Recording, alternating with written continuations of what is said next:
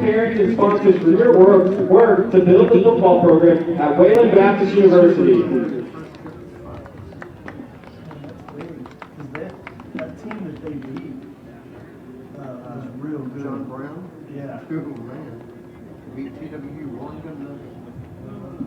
I didn't think they were going to be able to beat them. No, nobody did.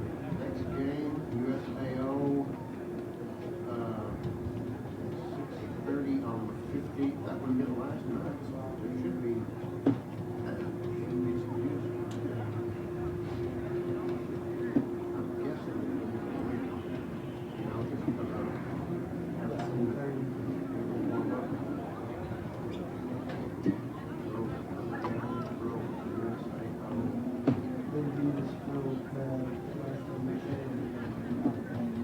Look at the schedule.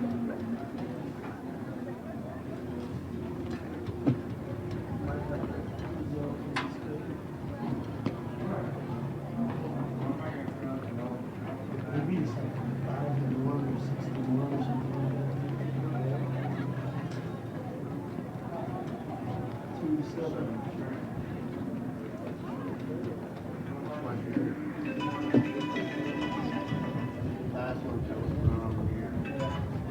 Yes, ma'am. Last You can.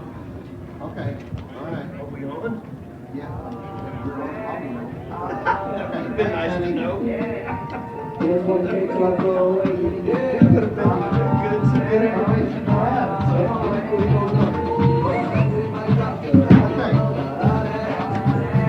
I just got a message that you all can hear us, even though I can't see you. I can't see you anyway, but I'm on the website and I don't see the feed coming through my end. But the stadium announcer for this game, Kevin Torres, just announced the seniors, and they have been recognized. This is Senior Day. The last game of the season for the Pioneers. I'm Dan Ziegler, the voice of WBU Athletics. I'll be doing the play-by-play for you today. In here in the booth with me is to provide the color analysis is the Dean of Students here at Wayland and my son, Brad Miles. Welcome to the booth, Brad. Thanks, Dan. Good afternoon to all of you who are watching and watching the streaming video. Well, whenever we get that up or listening on the campus of Wayland Baptist University today, the Pioneers are going to be hosting the Lions of Langston University in Langston, Oklahoma, in the final Sooner Athletic Conference game for both teams. This was Senior Day at Wayland, and we're really hoping it's a memorable one here today. No doubt, no doubt. The Lions come into this game 7-2 on the season, and they're 6-1 in conference play.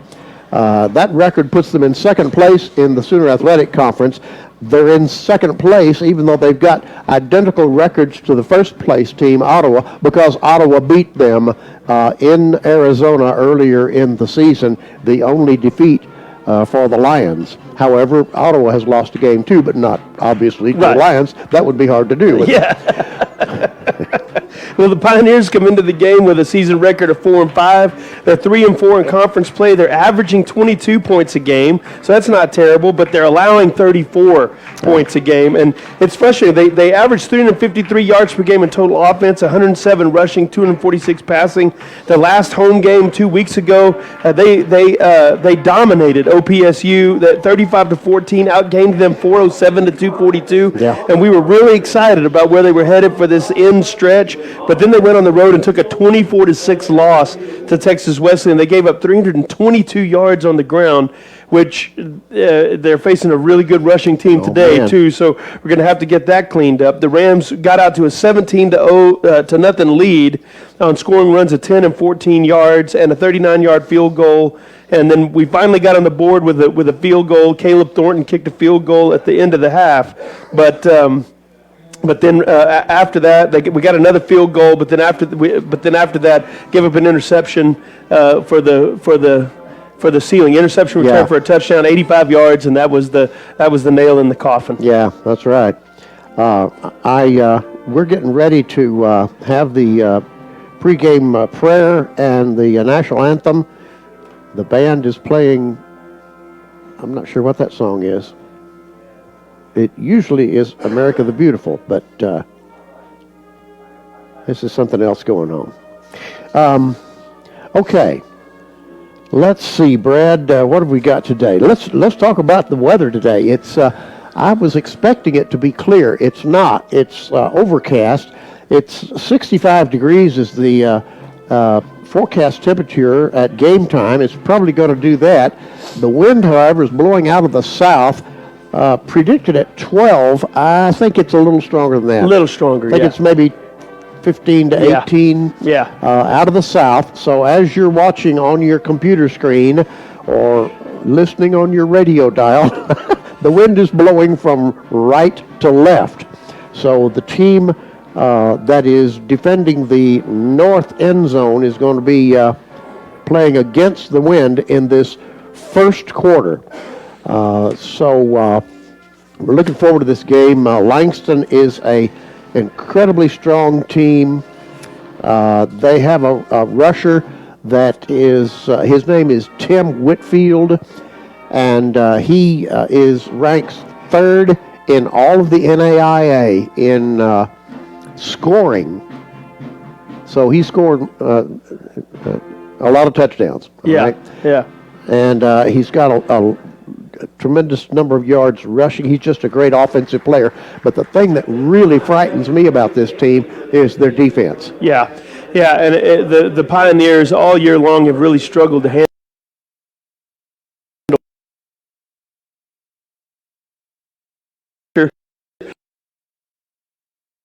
This is a team that's going to put pressure on them. They play a really aggressive style of defense. They don't allow a lot of yards. Nick Quintero running out to start the game this year. Right.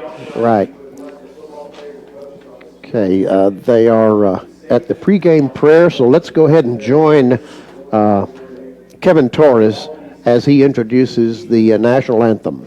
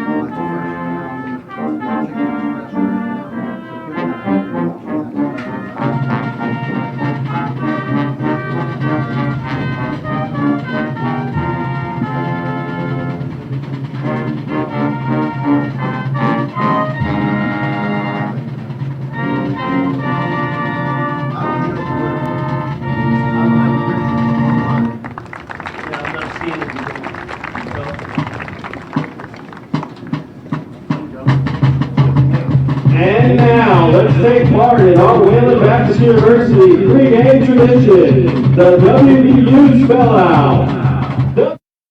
So the band is going to spell out WBU in preparation for this game, and we're not far away from the coin toss as the Pioneers get ready to face the Langston Lions, and we're getting ready to get this one underway. Hardest working man at Wayland, Kevin Lewis. Yes. Kevin Lewis, the sports information director here. He's all over the place, man. He writes all the articles for the website. Every sporting event that we have here, he writes an article about that event. Right. Sometimes before the event, kind of previewing it. Yeah. And then always after the event is over, wrapping it up and giving us a great summary of what actually happened. Yeah. Every sport. He does wrestling, he does soccer, he does every sport we play, even esports. He writes an article about the esports. So he's I'm telling you, I've got a great deal of respect for Kevin Lewis. No question. No question. We, as we were kind of doing the pregame, and they were doing senior day. There's some significant seniors that are going to be Absolutely contributing. Senior Mitchell Parsley, who's injured today, who's been the starting quarterback. He is a senior, and so this would have been his last game if he'd been able to play. Both of our starting running backs, Deshaun Johnson and Jarrell Peterson. Playing their last game. Yeah, Jarrell Peterson has got 490 yards rushing this year, and Deshaun Johnson 431 yards rushing this year. So they've been significant contributors all year long, and really since they came here as freshmen, they've contributed a great deal. Right. Wayland Kirby, a great wide receiver, leading wide receiver on the team, is a senior as well. So a lot of really significant players that were celebrating this is their last game. Yeah. Yeah. And so you hope that energy against a team like Langston, you're going to need all of that energy to be able to come out here and have a good showing against a really good Langston football team. That's right. Brandon Kirby ranks fourth or fifth in about the top four offensive receiving categories in the conference. So he will be sorely missed, as are some of these other seniors that are graduating. It's been such a great breakout season for him. I mean, he's been a significant contributor really starting last year. He's been a fairly significant contributor, but nothing like the numbers that he's put up this year. So it's been really great to see him really blossom into the player that he's been this year. So last year and this year really kind of a coming out party for Braylon Kirby. It's been fun to watch. Yeah. I asked Coach about some of the underclassmen on this team. Yeah. Because due to injuries and various other things going on, some of the upperclassmen have not been playing as much this year as we thought that they would. And so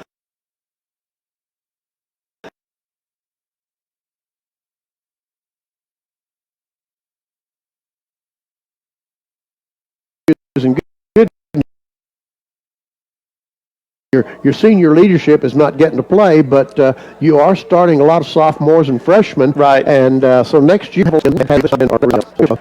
because of all of these underclassmen that are coming up. Yeah. Coach was very encouraged with the look of this class coming up. He was bragged so much on the defense, though, even in last week's loss. He said that they played great. Yeah. I mean, the score doesn't really reflect that, and giving up 333 yards on the ground doesn't really reflect that.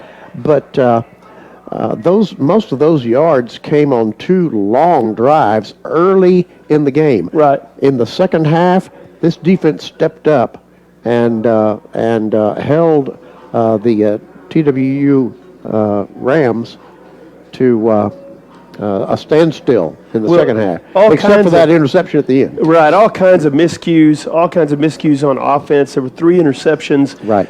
Wayland threw 3 interceptions. In the first half, I can't remember. I think Mitchell was 9 for 24 or something like that in the first half for 80 yards, and so just not good offensive football. And you got to give some credit, to the defense that Texas Wesleyan was playing, the Rams defense, Sure. but certainly not what we expected to do. I can't remember a game where we've only scored 6 points as a Pioneer offense. I can't remember a game where that's happened. I think I read somewhere that was a 5-year low in points scored. And our football team has been around for 6. So if that lets you know, right? Like that was a really, really unusual offensive performance. And so in spite of the defense playing a great second half of football, they played well enough for us to win that game. And frankly, they played well enough for us to win a few games this year. Yes, they did. Yes, they did. So it looks like the coin toss has been held. I didn't see the result of it, but the Wayland is clapping. They're celebrating. They're celebrating. I don't know if that means they won the toss and deferred or what, but we'll find out in just a minute. The Pioneers are going to be wearing new. Are those new? I haven't seen the gold jerseys Gold before. jerseys with blue numbers, navy blue numbers on the back. Black, is that black pants. or dark navy blue pants? And their blue helmets. So a nice Nice uniform for the last game of the year. Oh, and we're going to be able to Pioneers. see the numbers. And Dan. we are Can going to you- be able to see. It's going to be It so looks great. like front and back we're going to be able to see the numbers. That's good. Langston is wearing white jerseys with orange shoulder pads and orange pants. Those are good looking uniforms there, Brad.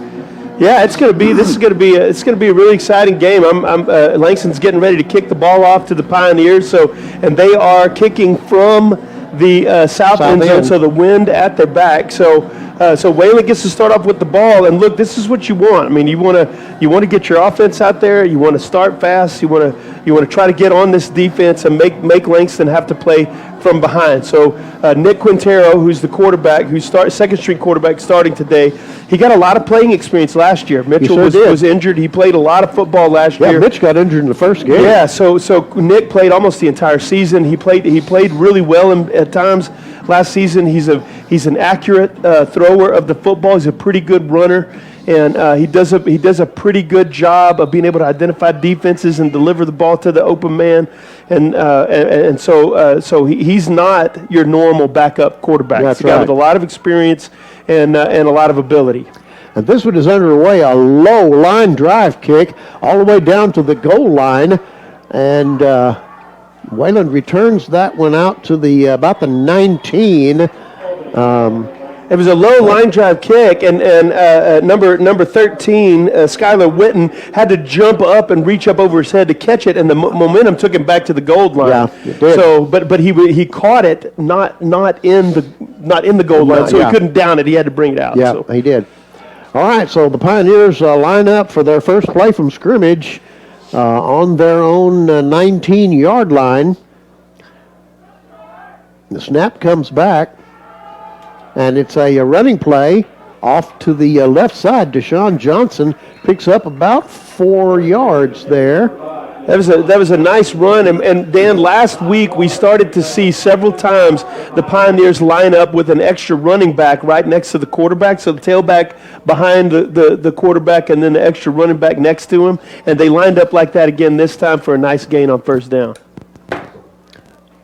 Second down, the snap is back. This is a pass play, and it's a complete pass out here to Braylon Kirby, and he picks up about probably 10, 11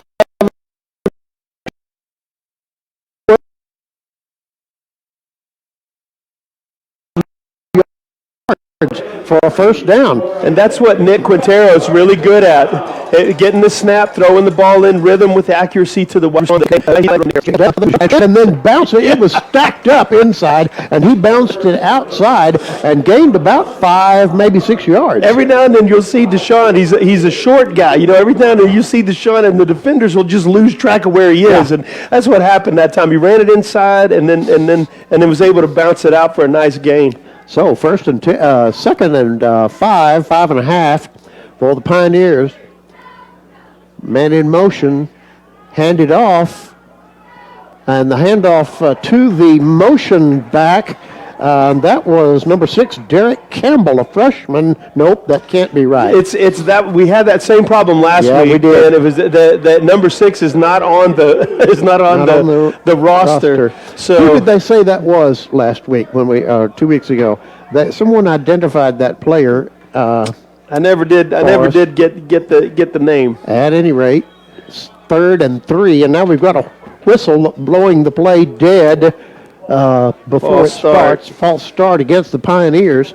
So it was a nice little play, though, before the number 6 is coming across the formation, and Nick hands the ball out underneath. And frankly, it was a shoestring tackle. The tackler brought him down. That was the last man, and it would have been it could have been a touchdown if he'd been able to break that one tackle.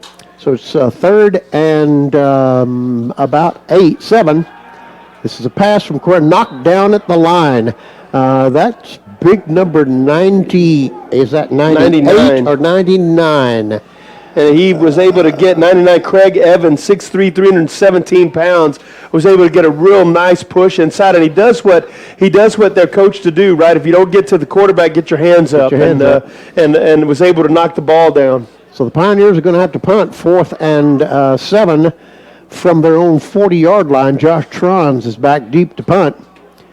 He gets the snap back, and another whistle blows this play dead, and you got to think that's another, yep, it sure is, another false start against the Pioneers. And boy, when you're playing a really great football team, these kinds of penalties will really kill you. Yeah. You've got a nice drive. You've had some nice plays. You're 3rd down and 3, right? And then you take a 5-yard penalty that makes you 3rd and 8, and now you have to punt. Take another penalty. These kinds of things are what lose the football game for you. This is 4th and 12 now. Josh will be hitting the ball from about the 23-yard line. They rushed him really hard. This punt goes back and is taken on the 37 and chased back to his own 30-yard line.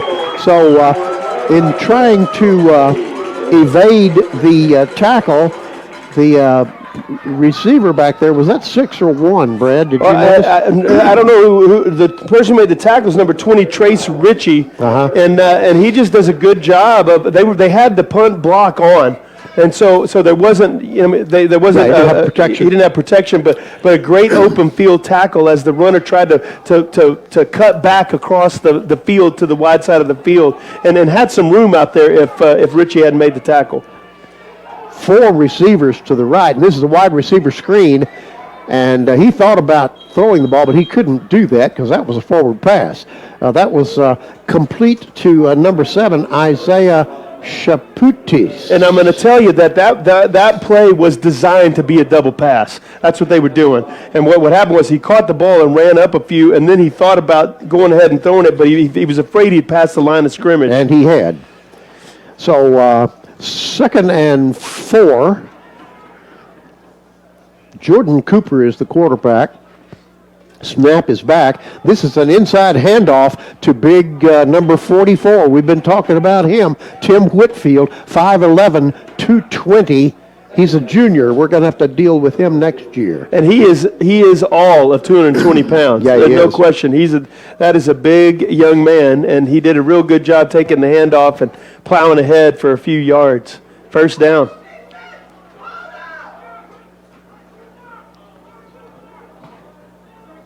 So with 2 receivers left, 2 receivers right, 1 left. Now he slides a man up in motion onto the slot on the right side. Snap comes back, and it's another handoff to Whitfield, and he is tackled at the line, actually for a 2-yard loss. And that was number 36, Jaden Fanner, a redshirt sophomore defensive lineman out of Vernon, Texas, who was the first man there, and the Pioneers just totally had that play read. Absolutely. It looked like when they were motioning number 80, the tight end, they motioned him out, and he was kind of like as an up back, and so to try to get everyone to think they were running that way, they ran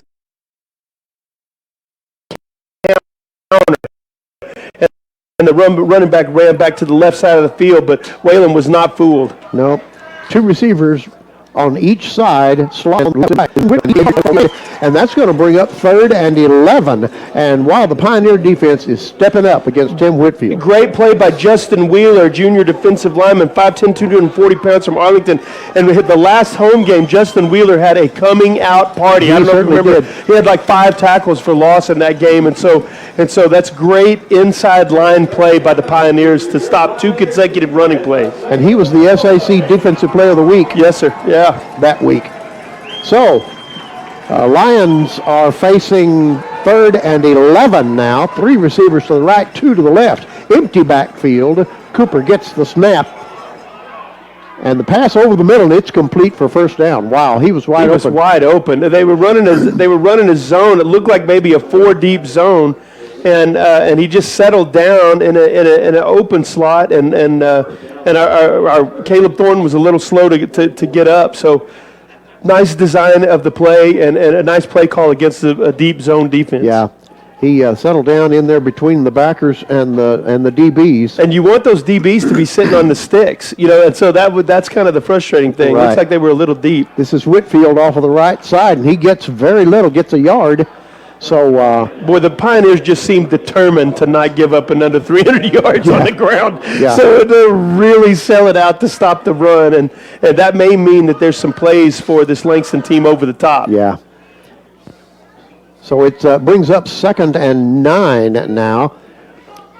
Cooper in the shotgun with Whitfield back in the back, motion to the left, and he was going toward the line before sure the ball was. snapped. And that's a completed pass, a deep completed pass, but that was not called.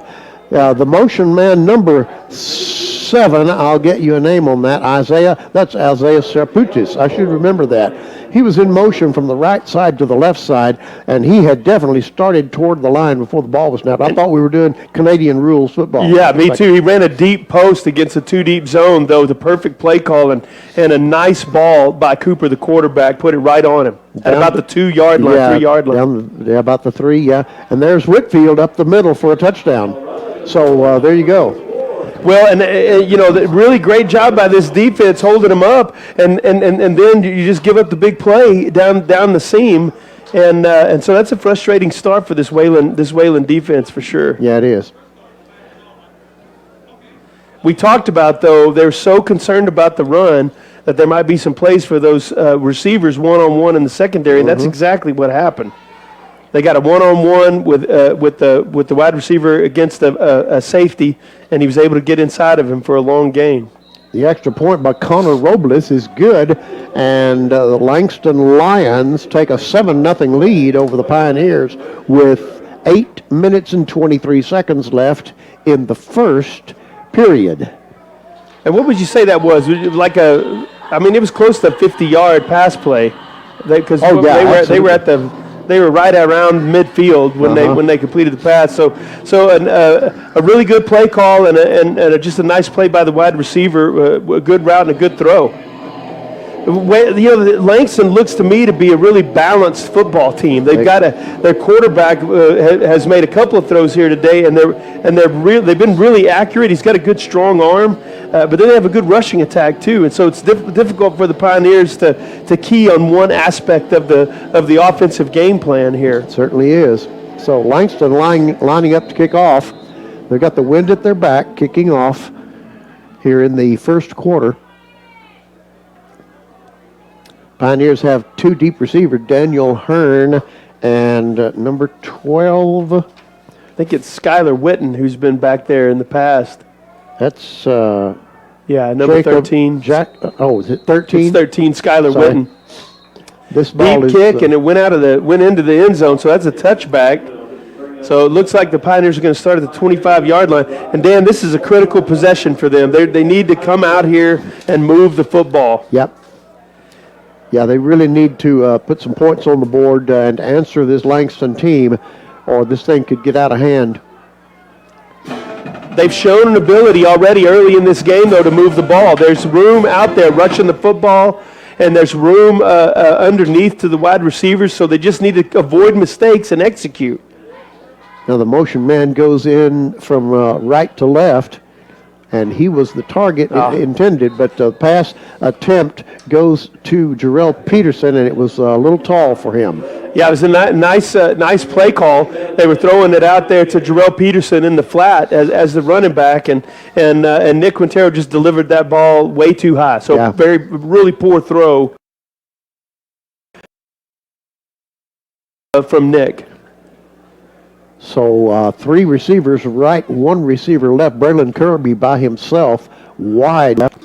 Fell off to him, given to Jarrell Peterson, and he tries it off the right tackle position and gains a yard. Going to bring up 3rd and 9 on the 30-yard line. The 26-yard line. 3rd and 9. Quintero's back in the shotgun. 1, 2, 3, 4, 5. So, shotgun. There's a little bit of difference between shotgun and a pistol. Yeah. He is at shotgun depth here.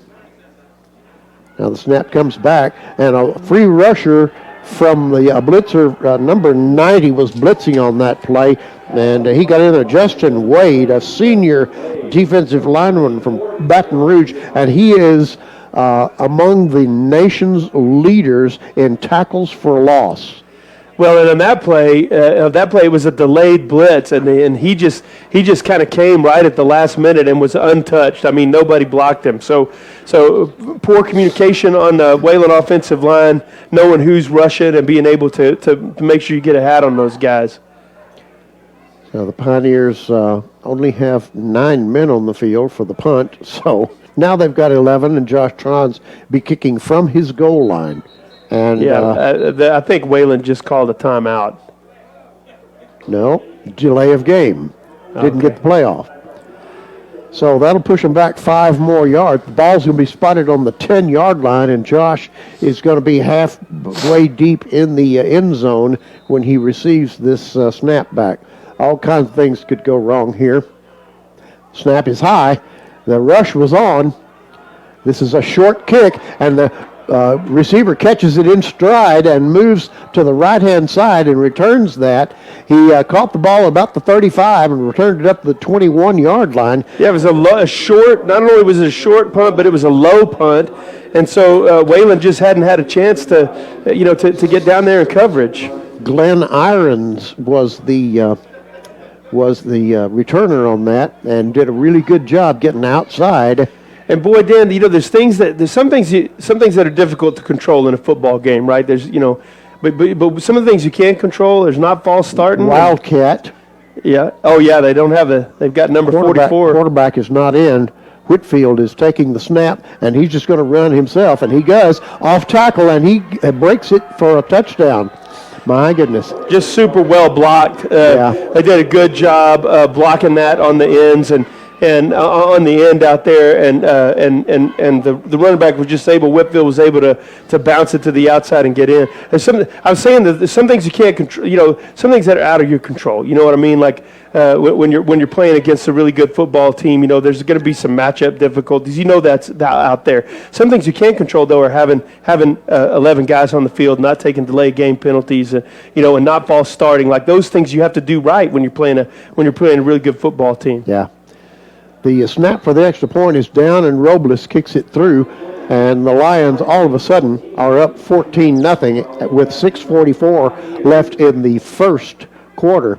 That touchdown run, the Pioneers had a contained man out there wide, but he got blocked out. Yeah, he blocked. Great job. Created the seam in there. He was doing his job. Mm-hmm. He kept it from going outside of him. Yeah. The problem was we didn't have a linebacker back there to fill that. And it was a great job, actually. It was a great job by number 80 for Langston Keith Tracy, who's a senior tight end, 6'5", 225 pounds out of Oakland, California.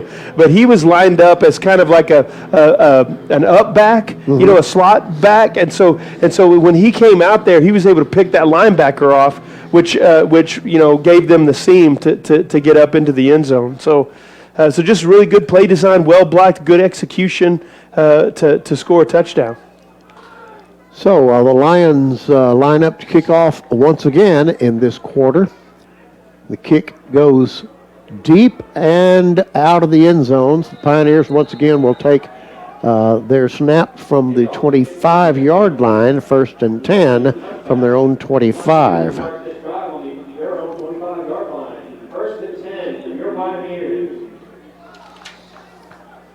So once again, if we thought the last Pioneer possession was crucial, this one really is crucial. Pioneers line up in the shotgun. Deshaun Johnson deep behind Quinteros. The handoff is to Johnson, and he is stopped for no gain. Yard loss. And that was, once again, number 99, Craig Evans, the senior defensive lineman out of Sun Prairie, Wisconsin, who just swallowed up Deshaun as he was trying to cut back to the inside. So there's just no room to run in there. It's not hard for a 317-pounder to swallow up Deshaun. Now, this is a pass. A little slant in the inside to Braylon Kirby for a nice gain of about 6-7 yards. Brings up 3rd and 4. We've got a Langston player down, and timeout has been called. Looks like number 7. Number 7. Is that 2 or 7? Maybe 2. Yeah. Eugene Fuller, senior linebacker from Stockbridge, Georgia, is down on the field, and I couldn't really tell what he was grabbing at, what that injury might be, but he was he was actually covering Braylon Kirby on the catch, and when Braylon turned up the field, two Langston players collided, and so it looked like that might have been where the injury came from. Those are the plays, though, that Nick Quintero is best at. Get the ball and throw the ball in rhythm to a wide receiver who's curling up and finding open slots in the zone somewhere. So he's able to deliver a ball pretty accurately when it's kind of in the middle of the field like that. And so that kind of pass play is the play that he's best at. So the Pioneers are looking at 3rd and 3 yards. 3rd and 3 from their own 32. Lined up with Deshaun Johnson in the backfield behind Quinteros. He comes up to block. Now he floats out in a safety valve position as pass is thrown away over there, intended for in the area of Daniel Hearns. But and I feel like he had another beat or two he did. to deliver that ball. He kind of bailed out of the pocket just a hair too early, and it could have been that there was coverage and he wasn't seeing anybody open, but I feel like he had another beat or two to deliver the football. So that brings up 4th down. Again, 4th and 4. So second straight 3 and out. Josh Tron's back. He'll be kicking from about the 20-yard line once he meets the ball. Again, a fierce rush put on by Langston. And once again, there's a nice tackle. Once again, Glenn Irons gets the ball, but he's not able to go anywhere. So far, the special teams player of the game is Trace Ritchie. So that's his second straight great open field tackle on a punt. Yeah. So the Lions set up 1st and 10 on their 41-yard line. They're coming after every punt. Every punt. So, they've obviously watched some tape of Josh and thought that they could get to a punt or two from him. They're making him rush. Those haven't been long punts. Of course, he's punting against a pretty good wind. So yeah. Cooper now takes the snap, hands it off to Whitfield, and he is stopped at the line. That'll be no gain. That was a nice defensive play by the entire Pioneer defense there. Yeah, number 23 for the Pioneers. Gosh, I don't see a number. I don't have 23 on mine. Yeah. Let's see. But he's definitely out there. There he is, number 23. So, but he's the one who made the play, and was the first one there, followed immediately by Justin Wheeler. Now Cooper back to take the snap on 2nd and 10. He fakes to Whitfield and throws a little slant over the middle. Trace Ritchie almost intercepted that pass, and the throw was to number 80 for Langston. Keith Tracy's a big tight end, and 6'5", 225. And Trace Ritchie just undercut the route and got a hand on the ball, and honestly had a chance to pick that off. So 3rd and long, and the Pioneers really need to stand up defensively here. 3rd and 10 from the 41-yard line. Cooper back in the backfield. Whitfield off to his right shoulder. 3 receivers right, nobody left. Well, a slot receiver to the left. Rolls out to the right, and this ball was in the receiver's hands. A little bit behind him, though, and goes incomplete. And the Pioneers bring up a 4th down. Boy, Dan, I saw that play coming, like right from the snap of the ball. The slot receiver ran about 15 yards up the field and ran an out route. And boy, I mean, as soon as they started, I was like, oh gosh, that's going to be an out route from the inside guy, a little past the sticks. And the ball was delivered on target, it just a little to his back shoulder, and he couldn't pull it in.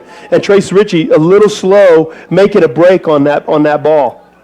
Lions punt the ball, wind at their back, and the punt goes all the way down to the 9-yard line, taken there by Daniel Hearns, and he makes about 2 yards on the return, but I think we're going to have a face mask down there, Brad. That's what it looked like to me when they threw the flag. It was while he was being brought to the ground, so 2 flags actually on that play. We're not actually going to have a face mask. They all have face masks, but someone grabbed his. Illegally. Yeah, just to clarify. I just wanted to make that clear. Well, they're walking that off against the Pioneers. What did they call? I wasn't watching. I was so sure it was going to be a face mask, because I thought I saw one of the officials preliminary gesture of a face mask, but evidently not. Must have been a block in the back, half the distance to the goal, and the Pioneers start 1st and 10 from their own 5-yard line. Against this Langston team, you just can't start down in inside their red zone, your red zone. It's going to be man coverage, though. Man coverage. Quinteros drops back. He's in the end zone. Now he throws out, and the ball is behind the intended receiver. That's Daniel Hearns. And he tried to dive back and catch the ball, but couldn't. He's favoring that right shoulder. He was shaking it when he came off at the end of the last series, and he's really uncomfortable with that right shoulder. That was an opportunity for the Pioneers. They were trying to get the ball to Braylon Kirby on the outside. Once again, Quinteros back in his end zone. Now he gets out of the end zone, decides to run it. That's a pretty good running play for Quinteros. Something he doesn't do very much, and he gained 8 yards. So then he put his head down and ran over a linebacker. He did. So you remember the last game we watched, he got an unbelievable stiff arm on a run, remember? And came back to the sideline flexing, And I was talking to him about that this week because he was having a back and forth with one of the Wayland defensive players about how tough he was. And so he's showing his toughness right here in this game. So Quinteros, 2 men in the backfield with him. Now they slide the protection to the right, and this is a handoff, and it goes for a. It's close, really close to a very first close down. To first down. Was that Jarrell Peterson? Yeah, it was Jarrell Peterson with the handoff. It's short by about a half a yard, maybe less than that. Boy, I'm not really sure about that spot, to be honest with you. It looked like they crossed the 15-yard line, but that makes it 4th down and short. 4th down and less than a yard, and the Pioneers are electing to punt. That says something. Yeah, I mean, this way, the Langston interior of their defensive line, they're huge. Yeah, they are. And so there's just not a lot of room to run. It's out of there. Josh dropped it. That ball's on the ground. There's a flag down, and a touchdown is signaled by the referee. We're going to see what the flag is. Offsides against Langston. That's good. That saved 6 points. The snap was just a little bit low, but it looked like Josh was concerned about that rush, and ball hit him in the hands. It was a little low, but hit him in the hands, and he just dropped it. So that's a first down for the Pioneers. So the Pioneers set up with the first down on their 19-yard line. That's better than 5-yard line. So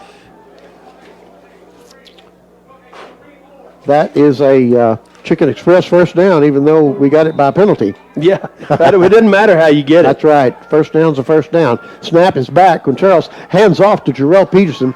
He's going wide and gets the corner a little bit, picks up 6 yards on that. Dan, I was talking earlier about this Langston. Listen to this. The left defensive end for Langston, Justin Wade, 6 foot, 240 pounds. Defensive tackle Craig Evans, 6'3", 317. Lorenzo Adger, defensive tackle, 6'2", 300. And the right defensive end, Lewis Chandler, 6'4", 310. Yeah.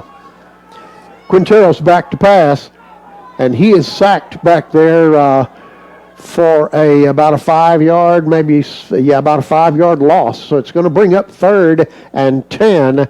That's on for 9.5. That was unfortunate. That brings up that long 3rd down play. Well, and Dan, that wasn't a protection problem. Nick just didn't deliver the ball. So either there was really great coverage or he just missed his read. But they held him for a while. Snap is back. Got a free runner coming at him, and he got to him for another loss. This is a loss of about 7 yards. So it's going to bring up a 4th and a whole bunch. That was number 41, Keelan Ellison, sophomore defensive lineman, 6 foot 230, who was coming around the end, and he just straight beat number 66, Austin Tarrant, who was playing tackle, and he just outran him on the edge. Yeah, got past him untouched, unabated to the quarterback. So Trons is going to be, and once again, we've only got 9 guys on the field. Same 2 guys come on the field late, and now time runs out again, and we've got another delay of game penalty. What's going on with the special teams down there? Man.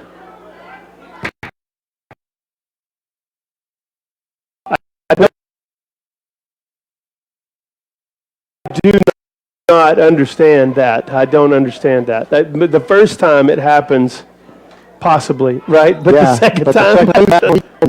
End line, and this is a hurried punt. It takes a Langston bounce, and Langston's going to take over at the Pioneer 35-yard line. To be honest with you, though, that's probably what Josh was trying to do. When you're putting against the wind like that, he didn't have a ton of distance on his leg anyway. You kick it low, let it hit the ground and bounce so that you don't give up a return. Yeah. You know, and Langston's shown that they've got some speed in the return game, and they've shown the ability to break that they have the potential to break one of those for a good game. Yep. That's about a 25-yard punt. Cooper in the backfield as the quarterback. He's going to take it and run it. He tries to break it outside. It was stacked up on the inside. He's tackled for a loss. And that was a really good tackle. tackle. Give him the spot back to the line of scrimmage. That was a really great tackle right there by Charles Lee, number 10, Charles Lee, 5'10", 160-pound DB from Arlington.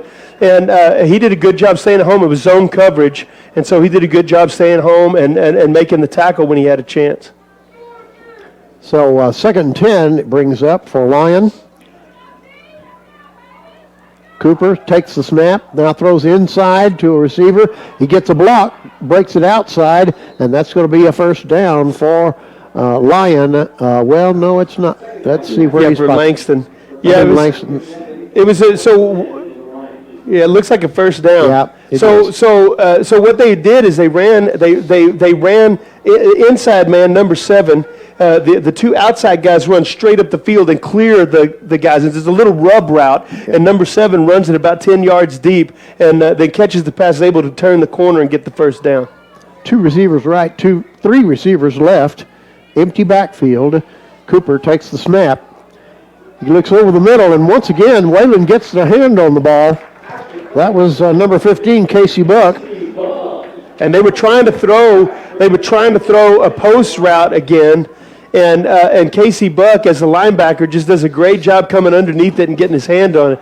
And boy, I'm going to tell you what, too, the quarterback, Jordan Cooper, wound up and threw that ball. I mean, there was some mustard on that thing.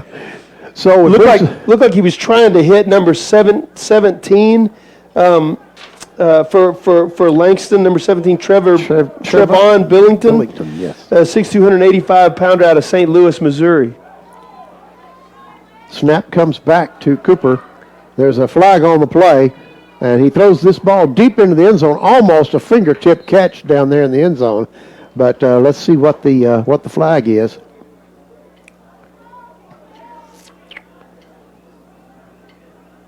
The officials are trying to corral the ball down there. You know, those footballs are not round, and they just bounce funny sometimes. See, it gets away from the official again. Preliminary indication is a false start on the offense. All right, so they'll back them up 5, and that will bring up 2nd and 15. Actually, it looked like it was declined, so it's 3rd down and 10. Sure was. So, great play fake that time by Cooper. I thought the ball was given to the running back to our side of the field, to the near side of the field, but it was a play fake, and he threw the deep route and really almost completed it for a touchdown. So there's a timeout called with 5 seconds left in the first. Why would you do that? Langston, I think they want to talk about this. 3rd down and 10. You know, they want to talk about this play. There's 5.1 seconds left in the first quarter. And so it looks like they wanted to stop and have another play in this quarter and try to get some points on the board. You know, the last couple of plays I've noticed, Fred, they've gone with an empty backfield. So Whitfield has not been in there, not because anything has happened to him, but evidently they see something in our pass defense that they think they can exploit. They've had 2 receivers wide right, and they've put 3 receivers out to the left. Yes, yeah. And then on one of those plays, it was a called quarterback draw. I don't know if you remember that. Right. And so, so that's what you're trying to do. Try to spread that defense out. Try to get those linebackers out of the middle of the field, and then you can make plays across the middle. So after the timeout, Langston comes back onto the field facing a 3rd and 10 from the Pioneer 25-yard line. Jordan Cooper back as the quarterback, and once again, 2 receivers right, 3 receivers left. Snap comes back. He looks over the middle, catches a man wide open down there. He ran a little slant over the middle, and it was wide open for a first down. That was number 7, Isaiah Shaputis. He's fortunately out of Guthrie, Oklahoma. And you know what they did, Dan, is the same play they scored a touchdown on earlier. Yeah. Out of the middle of the field, and man, it's just easy pickings in that situation. Right. A little post route, and it's impossible for that safety to cover that route. And so the ball was delivered on time and with accuracy. You know, if you're gonna rush an extra guy like that, you got to get home. You know, you got to put some pressure on him to get him off of the spot. But a nice route by number 7 for Langston, Isaiah Shaputis. He's done that same route now twice, once for a touchdown, and he just nice little post route inside the safety. You know, the nice thing about changing ends of the field at the quarter is that the Pioneers are going to get to play on the south side of the 50-yard line for the first time. They haven't done that yet. Haven't done that yet. But Langston's knocking on the door right now, first down and goal from about the 8-yard line, and so the Pioneers are really needing to stop. Cooper lines up with Whitfield in the backfield, gives to Whitfield up the middle. Man, he's strong. He just keeps fighting. That's a touchdown. He just carried 3 Wayland players from about the 4-yard line all on in. Yeah, and if the first contact, Dan, was, they had the ball at the 8. The first contact was about the 6-yard line. Right. He bounced off the first tackle and then carried 3 Wayland defenders into the end zone. Yeah, he did. So poor tackling and also some good hard running by Whitfield. He's a load to bring down. He really is. Yeah, like you said, he's ever been a 220. He may be bigger than that. Yeah. So the extra point try by Robles. Snap is back. The kick is up, and it's good. So that's a pretty inauspicious start to the game for the Wayland Baptist University Pioneers. Haven't been able to get much going on offense. They had a little bit, it looked like they were running the football, moving the ball a little well their first possession, but since then have not been able to move the ball very well. Nope. And on defense, they have not been able to cover the deep middle of the field. The 2 long pass plays across the deep middle that have put Langston in scoring position. So 2 of the touchdowns, that's how they got them. Single coverage with number 7 Shaputis against the safety, and both times they found that open. And the Pioneers have been unable to flip the field on these guys. Langston's played the entire first quarter in our end of the field. Yeah. The very first punt that we punted to them, they got the punt at 40. About the 35-yard line, 40-yard line, but they quickly crossed midfield, and they've been playing on that side of the field the whole day. Yeah. So Langston now, with this kickoff, they'll be kicking against this wind. So we'll see if the Pioneers can capitalize this quarter on being able to throw with the wind.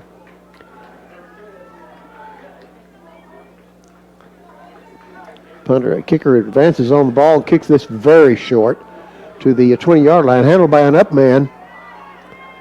He's trying to pick his way around, but he gets up to about the 26-yard line before he's corralled there. That may have been, it was. I think that was Andy McEachern. Andy played baseball for the Pioneers. He looked like a baseball player. Yeah, had a nice career as a baseball player. Yeah, he did. And boy, that ball landed in his arms, and he was like, it's Christmas. Man. He was pretty excited. Yeah. He thought it was a deep fly to center field, and he had caught it, and it was looking to throw it back to the infield, I think. But he had to run with it. Quinteros back in the shotgun. Daniel Hearn comes in motion to the left. This is a handoff up the middle, just off tackle, going to gain a yard. That was Deshaun Johnson on that handoff. And that was in that formation where Nick Quintero's about 5 yards behind the line of scrimmage, and then Day-Day's another 3 or 4 yards behind him, so he has a good head of steam coming into the line of scrimmage. But Langston did a great job defending that run. Daniel Hearn in motion again to the left. Quinteros drops back, going to get some pressure now. He throws it out wide open. to the left side, and that was a great catch by Deshaun Johnson, who had kind of sneaked out of the backfield, and nobody saw Yeah, it. that defense, they were playing man-to-man defense, and the defense just did not account for Deshaun, and he was literally standing all by himself about 20 yards down the field. So nice play by the Pioneers. Yeah, sets up 1st and 10, and they have crossed the 50-yard line. Yeah, that's good news. Chicken Express first down as the Pioneers cross the 50-yard line. Daniel Hearn in motion to the right this time.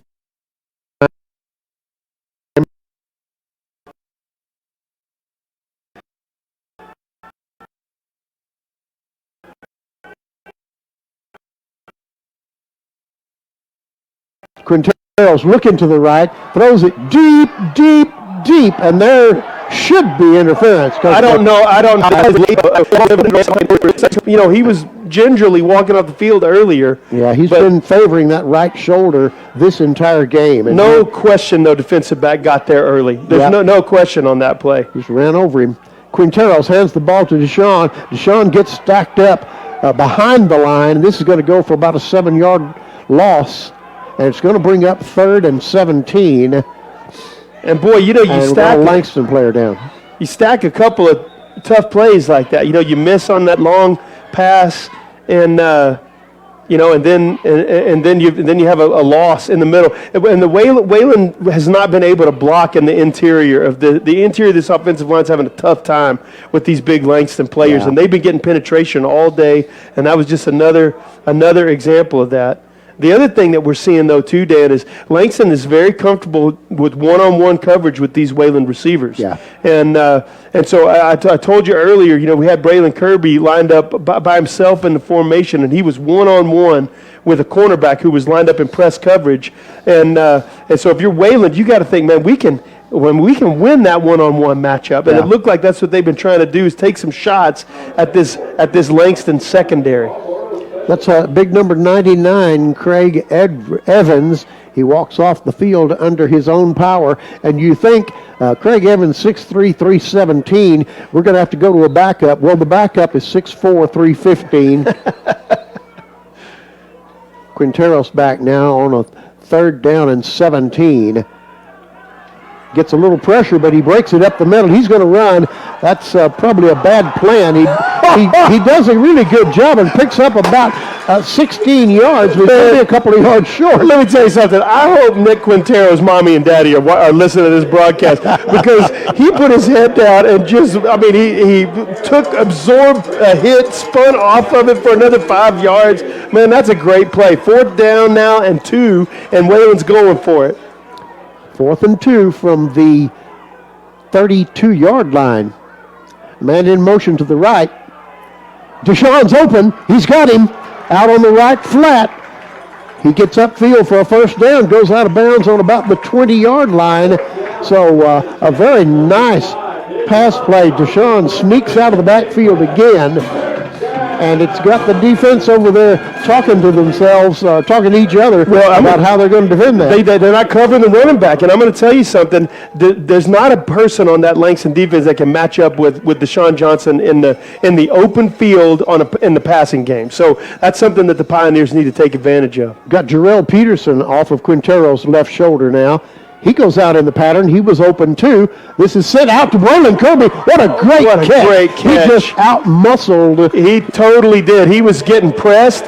There was a physical play from the Langston defensive back, and he was able to create separation. And then he just went up and grabbed it almost off the guy's helmet, Dan. Yeah. Great catch and a nice play. And way to trust him, too, by Nick, to just throw the ball up there and let him go get it. 1st and goal from the 7. Another Chicken Express 1st down for the Pioneers. Kirby's open. Defensive back got there and broke that one up, though. And I felt like that ball was delivered just a little bit late to Braylon. It needed to be there a little late, and it needed to be thrown with a little more urgency. Yeah. Looks like Braylon's coming off. Looked like he was having a shoulder problem at the end of that play. And we've got number 7 coming on the field for us. That's Evan Gonzalez, a freshman wide receiver. This handoff is off the left tackle to Deshaun Johnson. Very little gain, if any. And they're going to spot the ball. Yeah, no gain. It's going to bring up 3rd and goal from the 7. And if you're Langston, what you're thinking about right here is Nick Quintero running the football. That's what you're thinking about. So they're probably, if they run man coverage, they're going to need a linebacker spying him, because if they're manned up, which it looks like they're going to be, they're in man-to-man coverage, press coverage on the near side. Deshaun Johnson just off his left shoulder. And this is a fade to the end zone. That was intercepted, but he was out of bounds. No, they called it a complete an interception. Yeah, it looked like he got a foot down, and that was just an ill-advised throw. What happened there is they had the linebackers were crowding the line of scrimmage with a blitz look, and whenever Nick snapped the ball, so he thinks he's got one-on-one coverage with the receiver to the near side of the field. But when he snapped the ball, that linebacker just sprinted out to the corner and was able to double cover.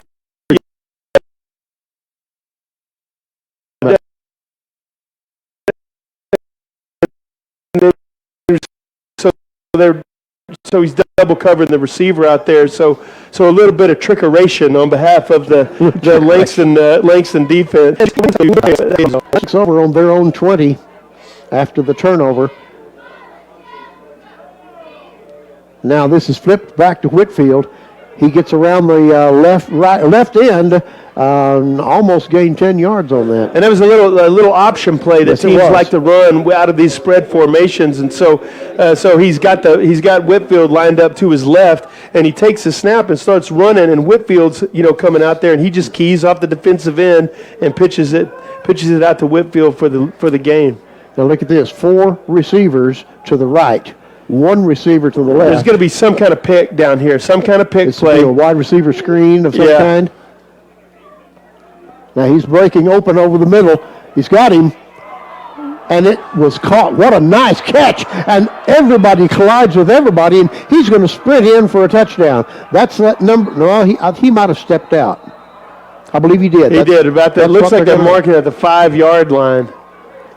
That was a very nice play by number 7. That's Isaiah Shaputis. We've called his name several times. He's 6 feet 3 inches tall, 193 pounds out of Guthrie, Oklahoma. But he took that away from Trace Ritchie. I mean, Trace Ritchie was in perfect position. He was underneath the route, had the interception in his hands, and Shaputis just grabbed the ball from him and took it from him. And then the 2 Wayland defenders collided trying to make the tackle, and he was able to bounce off of both of them and run it down to the 5-yard line. So 1st and goal now for Langston from the 5 of the Pioneers. Now whistle blows. Just in case Monty's listening, we should probably tell him how long that pass play was. Oh man! Where was the line of scrimmage on that? Was like the 30-yard line? Yeah, so it was about a 60-yard pass play, 65. Yeah. Just in case. Thank you. That's the Memorial Monty Lass. Right, the Monty Lass Memorial stat for the first half. Right. You're welcome, Monty. All right, so Lion is penalized 5 yards, and I didn't see if he signaled delay of game or motion, but at any rate, like a false start. False start. So this is the handoff to Whitfield, and he's got clear sailing up to the 2-yard line. Tackle was made by number 41, Hugh Zelder, a freshman linebacker, 6 foot, 210 pounds out of Arlington, and he was able to come up and make that play. Whitfield had a lane, though, and sure took did. advantage of it. And if Zelder didn't make the tackle, that was touchdown. It was. And it was impressive that Zelder was able to stop him by himself. Yeah. 2nd goal from the 3 now for Langston. They send a man in motion to the left. Handoff. No, he kept the ball. Fighting for the end zone. He goes out at the 1. That was the quarterback, Jordan Cooper, who faked it to to Whitfield up the middle and kept the ball. A great play by number 29, David Garza, redshirt senior defensive back, strung him out and played him out to the sideline and was able to get him out of bounds without crossing the goal line. So 3rd and goal from it looks like the 1-yard line. Yep. Between the 1 and the 2, maybe. It's hard to tell. It's on the 1. Yeah, it's on the 1-yard line. So Jordan Cooper in the backfield. Tim Whitfield back there off his left shoulder. Hand off to Whitfield, and he gets in. Yeah, I mean, It's just hard to keep him out of the end zone if you're that close. well, and especially when like first contact, Trace Ritchie's the first person to hit him 2 yards deep in the end zone. Yeah. So that was just a very well blocked play by Langston. He went in relatively untouched. Yeah. So Robles will be on to kick the extra point for Langston to make the score if he converts this, which he's very good at doing. Make the score 28-0. Langston. The snap is back. Kind of a low snap, but he gets it through, and it's good. So Langston takes a 28-0 lead with 8 minutes and 26 seconds left in the first half. And that what's so soul crushing for the Pioneers is that, you know, they had the ball on the 12-yard line, and you know, 3rd and goal from about the 12-yard line, and throw an interception. And so that's a 14-point turnaround there, you know. And, I mean, they score a touchdown there, and it's 21-7. They're back in the game. Yep. But instead, kind of an underthrown ball, and the defense kind of fooled him on where he ought to go with the ball. So there's an interception. The next thing you know, touchdown, and now you're down by 4 touchdowns. There's still 8.5 minutes left in the half. Skylar Witten back as a receiver, a deep return.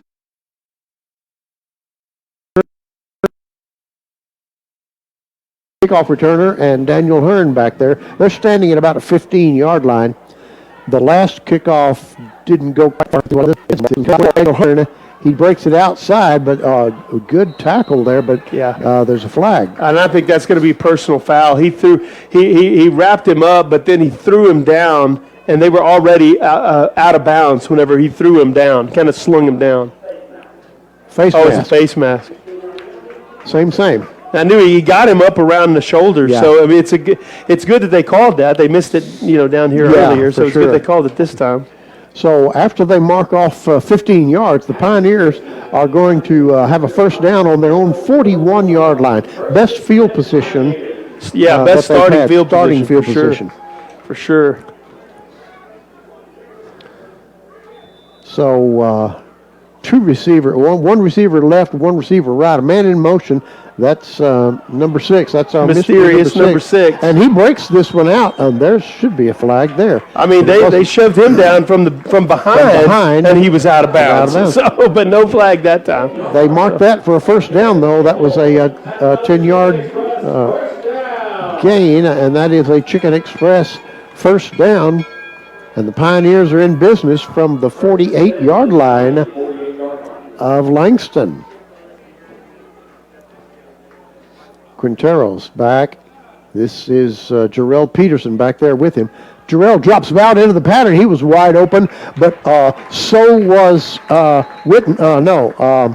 Number 7. Evan Gonzalez.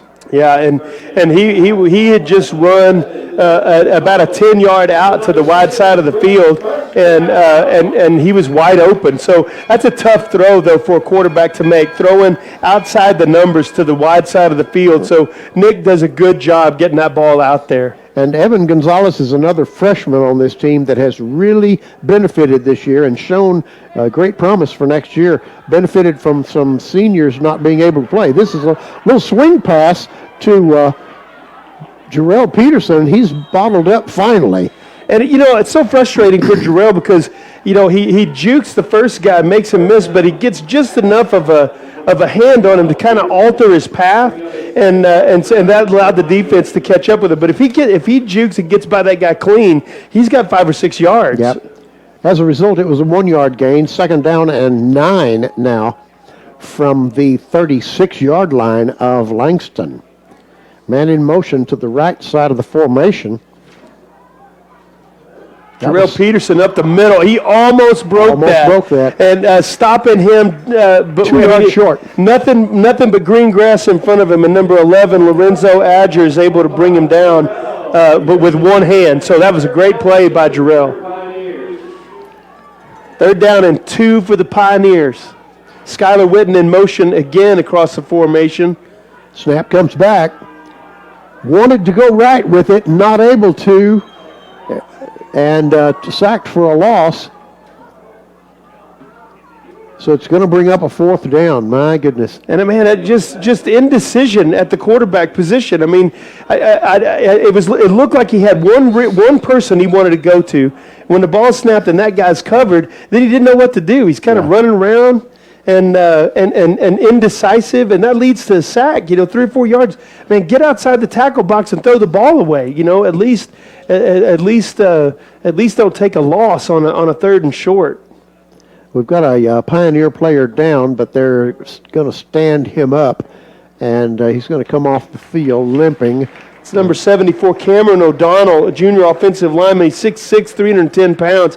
And Dan Cameron O'Donnell is one of the guys that this team is really excited about for the future. He is an outstanding young man, just a really great young man, but also an outstanding football player.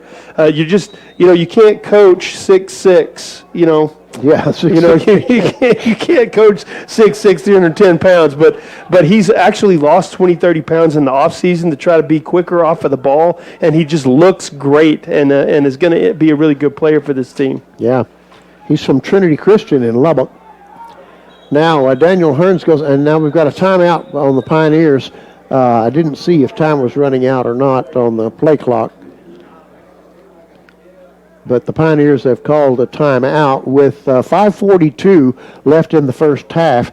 Langston ahead 28-0, but the Pioneers are on the move. The ball spotted on the 33-yard line. The coaches were pretty super animated as Wayland came over to huddle up for the timeout, and so I really feel like that there's a lot of conversation going on with Nick Quintero. So it looked like maybe they were lined up a little slow. You know what I mean? Uh-huh.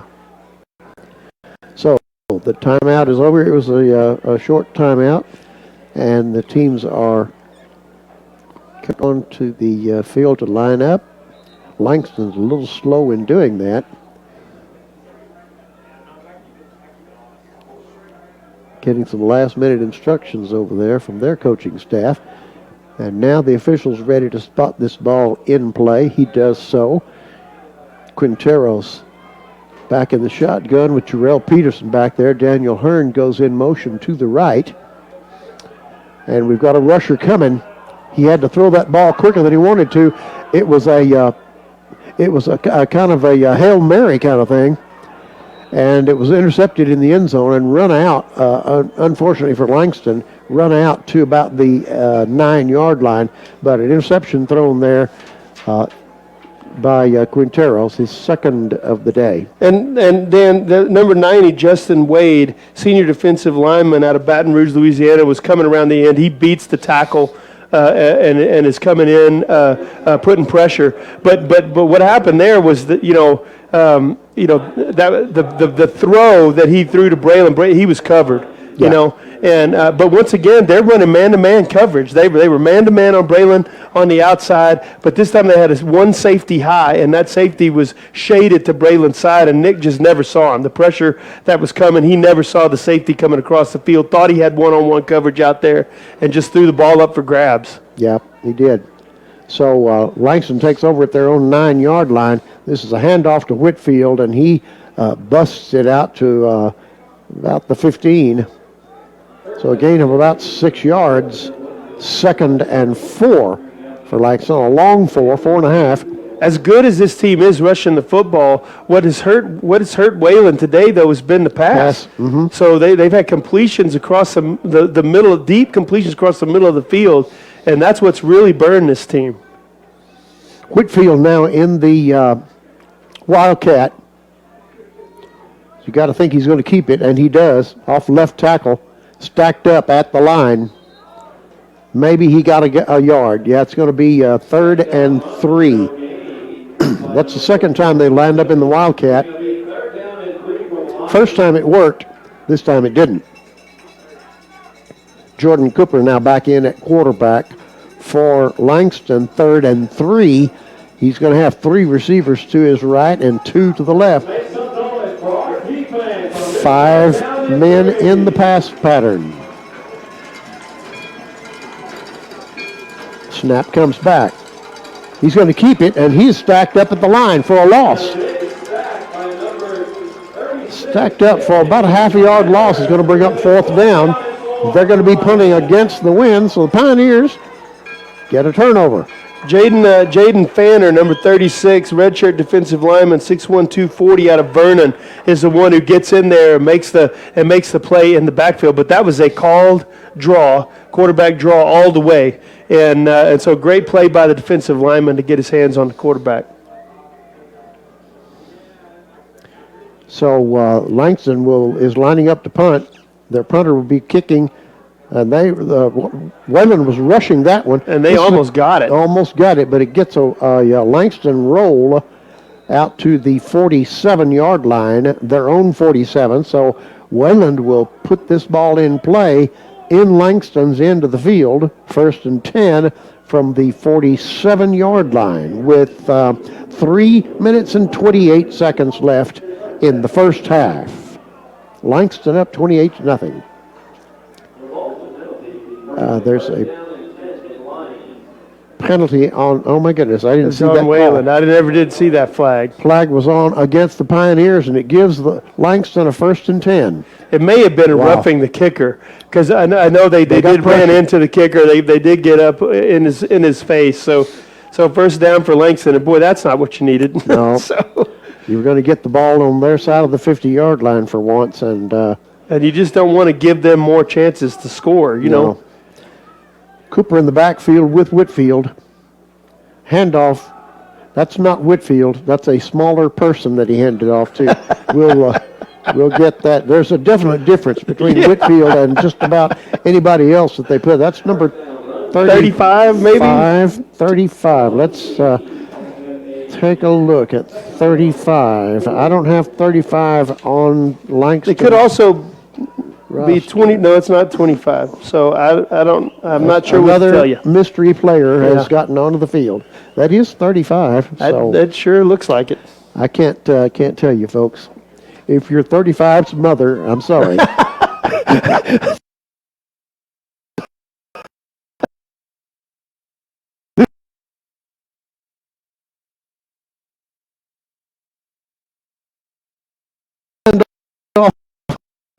No, it's not. It's a fake to Whitfield, and the pass is completed across the middle. That was a very nice fake to Whitfield.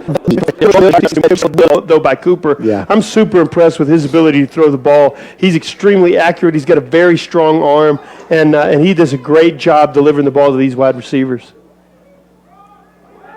Little flea flicker now, and didn't work. Wayland watched that happen the whole time through. A great open field stop there by number 20, another mystery player, 23. Yeah, I was thinking 22, Christian Vaughn. He's a running back, so it definitely wasn't him. So definitely 23. Definitely a 23, but there is no 23 on our roster, so can't help you. Sorry. If you're 23's mother. Yeah, for either side. I don't know what it is about 23. 23. There's a pass deep down the field, and it's going to be interference called. And that interference right there against the Pioneers was much less egregious than the interference down on the 5-yard line. I totally agree. Totally agree.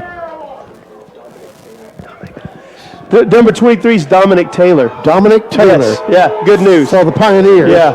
That was pass interference, though, okay? It was. He got there early. It was. All right?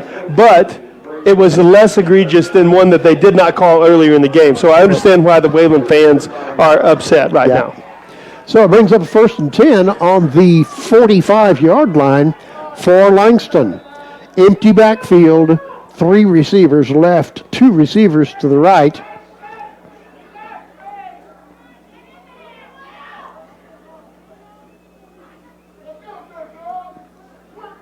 Snap comes back. Cooper throws deep. He's got a man open down there. Uh-oh. That may be... Wow, they didn't call that. That's interference, too. The Wayland defender, number 7, Terrell McAllister, ran right up the receiver's front side. Yeah, Anyway, the pass was underthrown. Yeah, and he just didn't. He didn't get his head around to find the ball No, until he it was too late. If he had, it might have been an opportunity for an interception. Yep. Because the ball was pretty significantly underthrown. The intended receiver there was number 4, Ross, and no, that would be Barry Handy. So it brings up second down now, and this pass thrown short is broken up and dropped finally by the number 15, Casey Buck, just read that play all of the way and was able to come up and put a really good stick on the wide receiver Trevon Billington from Langston. You know, Casey, we haven't called Casey's name very much today, No, and he's a really pivotal player on this defense. Brings up 3rd and 10 now. One of the few 3rd and longs that the Pioneers have had against this Langston offense.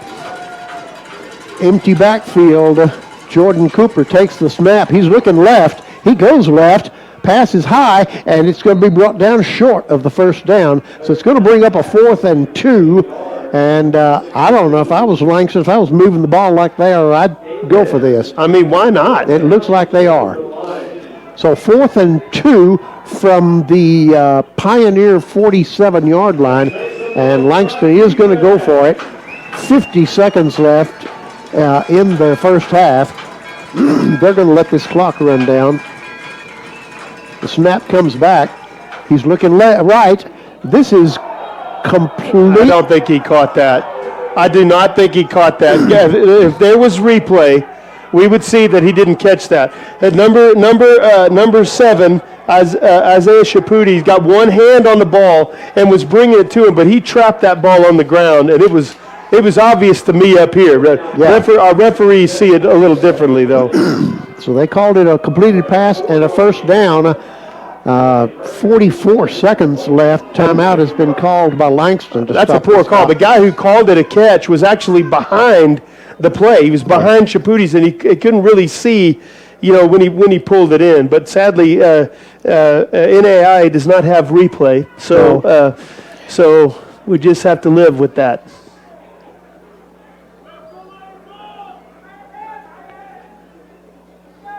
We've kind of got a delayed feed up here from the web, but I didn't look down in time to see the play, to see what happened. But at any rate, he got a hand on it. He got one hand on it. Great catch, if it was a catch. But as he was pulling it to him, he didn't have control, and he trapped that ball off the ground.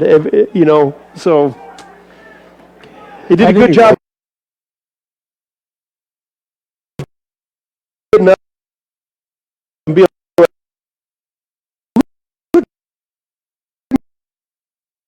Yeah, caught the ball.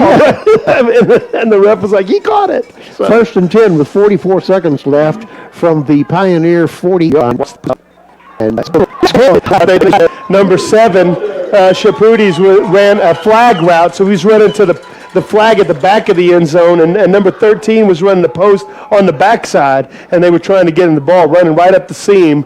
And the ball was just a little underthrown. A great play by number 41, Hugh Zelder, a freshman linebacker from Arlington High School in Arlington. And he was dropping into coverage there and does a great job tracking that ball down. 2nd and 10 with 39 seconds left now from the Pioneer 43-yard line. Cooper drops back, throws it to the near side, and it is caught over here for about a 3-yard gain.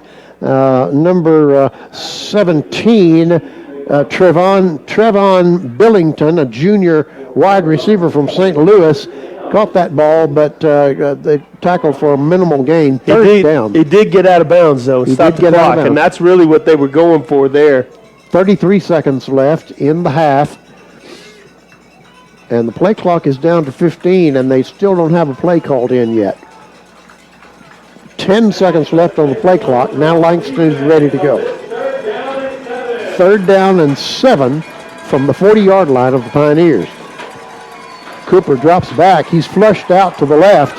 He's going to keep the ball and run it, and he gets just about to the line of scrimmage, maybe made a yard and a half. That's going to bring up 4th down.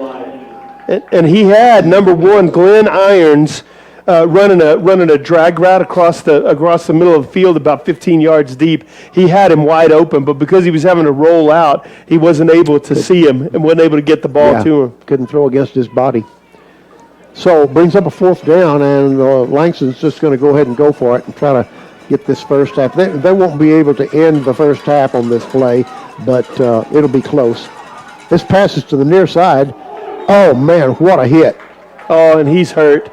That was number 7. That was Shaputi, and his knee got bent back awkwardly on that hit. It was a big hit by Wayland, but the hit really wasn't what did it. He was planting and trying to catch the ball, and his leg got kind of rolled up underneath him, and he was calling immediately for trainers as soon as he went down. Was. That looked like a knee injury. Well, no, it wasn't number 7. Maybe it was 17. That's Billingsley, isn't it? Billington. Trevon Billington. So he is still down. They've got him rolled over onto his back and are tending to him. He went down real awkwardly. Yeah, that did not look pretty. They've got his helmet off of him now. And several players are gathered around him, several Langston players and a couple of Pioneer players gathered around him. It looks like they're going to try and help him to his feet. They are. It is number 7. There's 2 number 7s then, because there was another number 7 out there. There's a cornerback and a wide receiver. This would be Isaiah Shaputis. Boy, and he has just had a heck of a day. And so, such a talented wide receiver. You'd hate to see that be a significant injury for him. But he is putting no weight at all. In fact, they're going to carry him to the sideline. He's putting no weight at all on his left leg, and that's the leg that got kind of curled up underneath him in an awkward way whenever he was going down. So 20 seconds left.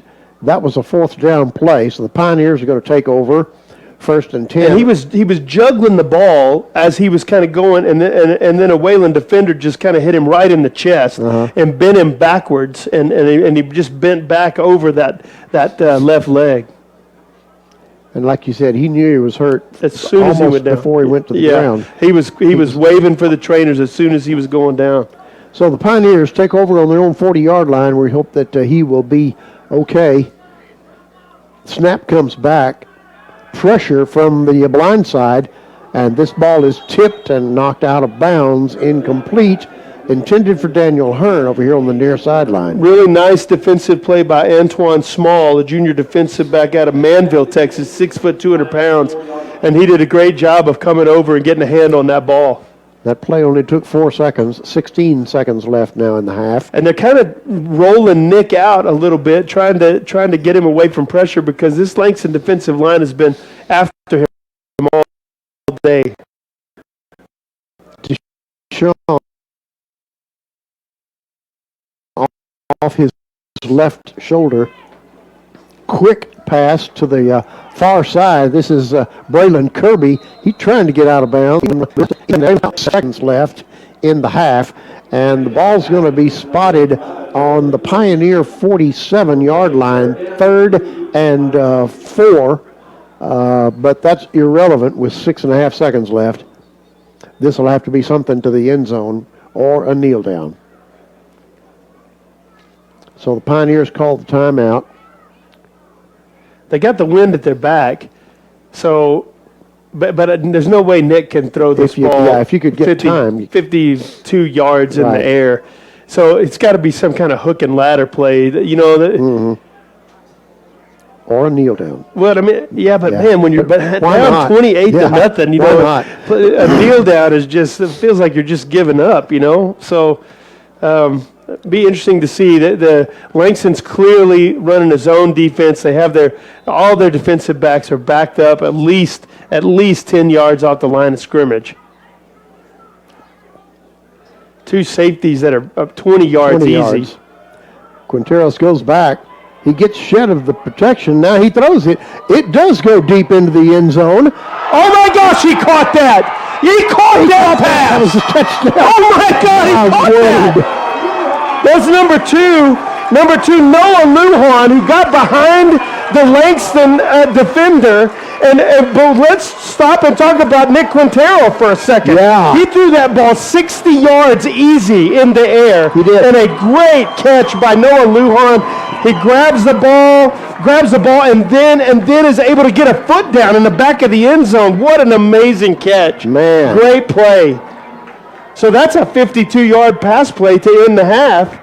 And what a great play. How good is it to see Noah Lujan make that Yeah. play? I mean, a few games ago, Yeah, I mean, he was wide hurt. open for a couple touchdowns and just missed him, and he dropped one and just, and before that, he was out for about 3 weeks with a concussion. with the concussion. That's exactly right. This extra point is blocked and caught in the end zone by a Langston player trying to run it out. This guy's not going to go far. This was Eugene Fuller.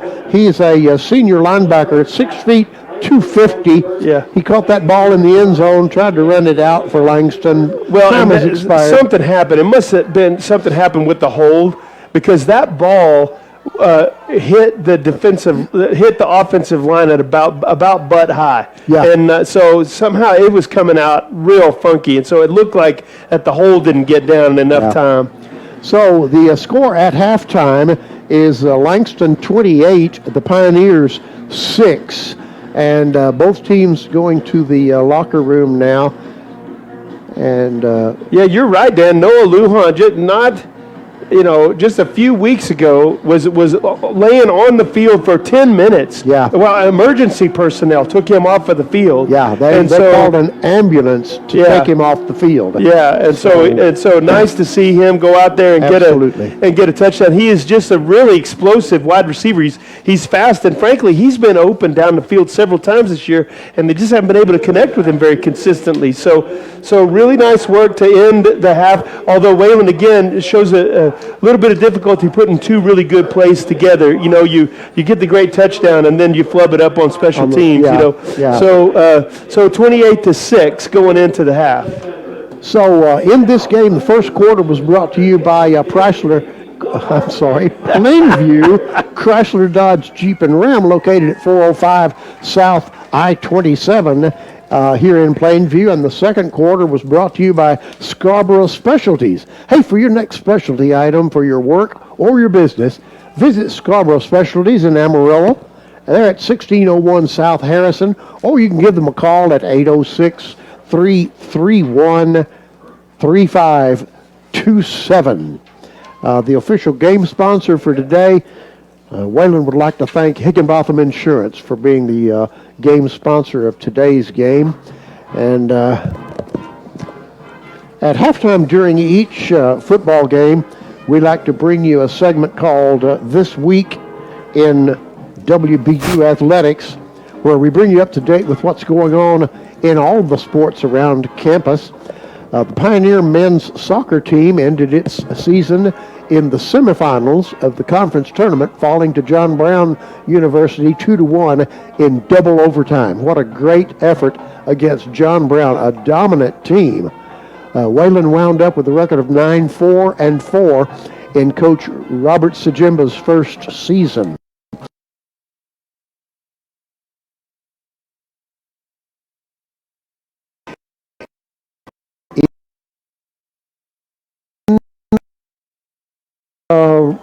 Let's see, do I have women's? Yes, I do. Women's soccer. Coach Shiloh Posey's Pioneers season came 7-2. Following upset wins in the first two rounds of the tournament, including a quarterfinal win over 13th ranked John Brown. It was the first time in program history that the Pioneers have made it all the way to the conference title game. The team ended its season with a record of 7-3-3. So congratulations to the women's soccer team. The Pioneer men's basketball team is ranked third in the nation, Brad, and they are in action today, playing in Iowa against Bellevue, Nebraska, after defeating tournament host Waldorf, Iowa on Friday, 89-73. So the Pioneers are 3-0 in this young season, and we're looking for great things from this Pioneer basketball team. Speaking of Pioneers basketball, the 5th ranked. Now, did you get that? The men are ranked 3rd in the NAIA. The women are ranked 5th. Flying Queens in action later today in Belton, taking on Mary Hardin Baylor. The Queens picked up a big win Friday in San Antonio, defeating number 6, Our Lady of the Lake, 87-79. Our Lady of the Lake is the team that knocked the Queens out of the NAIA tournament championships last season. Both the Flying Queens and the Pioneers are next in action for the Sooner Athletic Conference openers on Thursday on the road against Southwestern Christian. So they're going to open the conference on the road this Thursday, and then I don't think they'll have another conference game until after the first of the year. Kind of a quirky schedule for the basketball teams this year. In wrestling, the men's wrestling team is in action today in Dallas in the Richland College Southwest Shuffle. On Sunday, the 4th ranked, did you hear that, Brad? The 4th ranked in the nation women's wrestlers are going to be in Missouri for the Missouri Valley Invitational. And in volleyball, the Pioneers saw their season end in the first round of the conference tournament last Tuesday in Siloam Springs, Arkansas, with a 3-0 loss to John Brown. Coach Jim Giacomazzi's Pioneers wound up with an overall record of 14-19. They were 9-11 in the in the Sooner Athletic Conference. So that brings you up to date with what's going on in sports in WBU athletics. Brad, you've got some halftime statistics to talk about. Yes, sir. Yeah. Look, they're watching. Oh, good. Hey guys. Some information in the first half here. We have passing yards, 186 for Langston to 151 for Wayland. Of course, 52 of that was on the last play of the first half. Total yards, 242 for Langston to 179 for Wayland. Langston ran 37 plays in the first half. Wayland ran 36 plays. Rushing yards, 19 rushes for 56 yards in the first half for Langston. So not a bad showing defensively against the run in the first half. Only 28 rushing yards for the Pioneers in the first half. So you get down into individual effort. Tim Whitfield, who's a very dangerous running back for Langston, is 13 rushes for 64 yards. So pretty good showing in the first half for him. Yeah, his average is 4.8, but it just doesn't seem like he's been that dominant in this game. He really didn't bust a lot of really big runs. It's a lot of 6, 7, 8, 9 yard runs. So for the Pioneers, really, Nick Quintero is the leading rusher, 6 rushes for 23 yards, and so he's run hard too. And that's really on 2 really big scrambles where he's been able to get some yardage. He's 9 of 18 passing with 2 interceptions, has 151 yards. Jordan Cooper, 10 of 18 passing, no interceptions, 186 yards. A long of 68, 68-yard touchdown pass to Chaputis.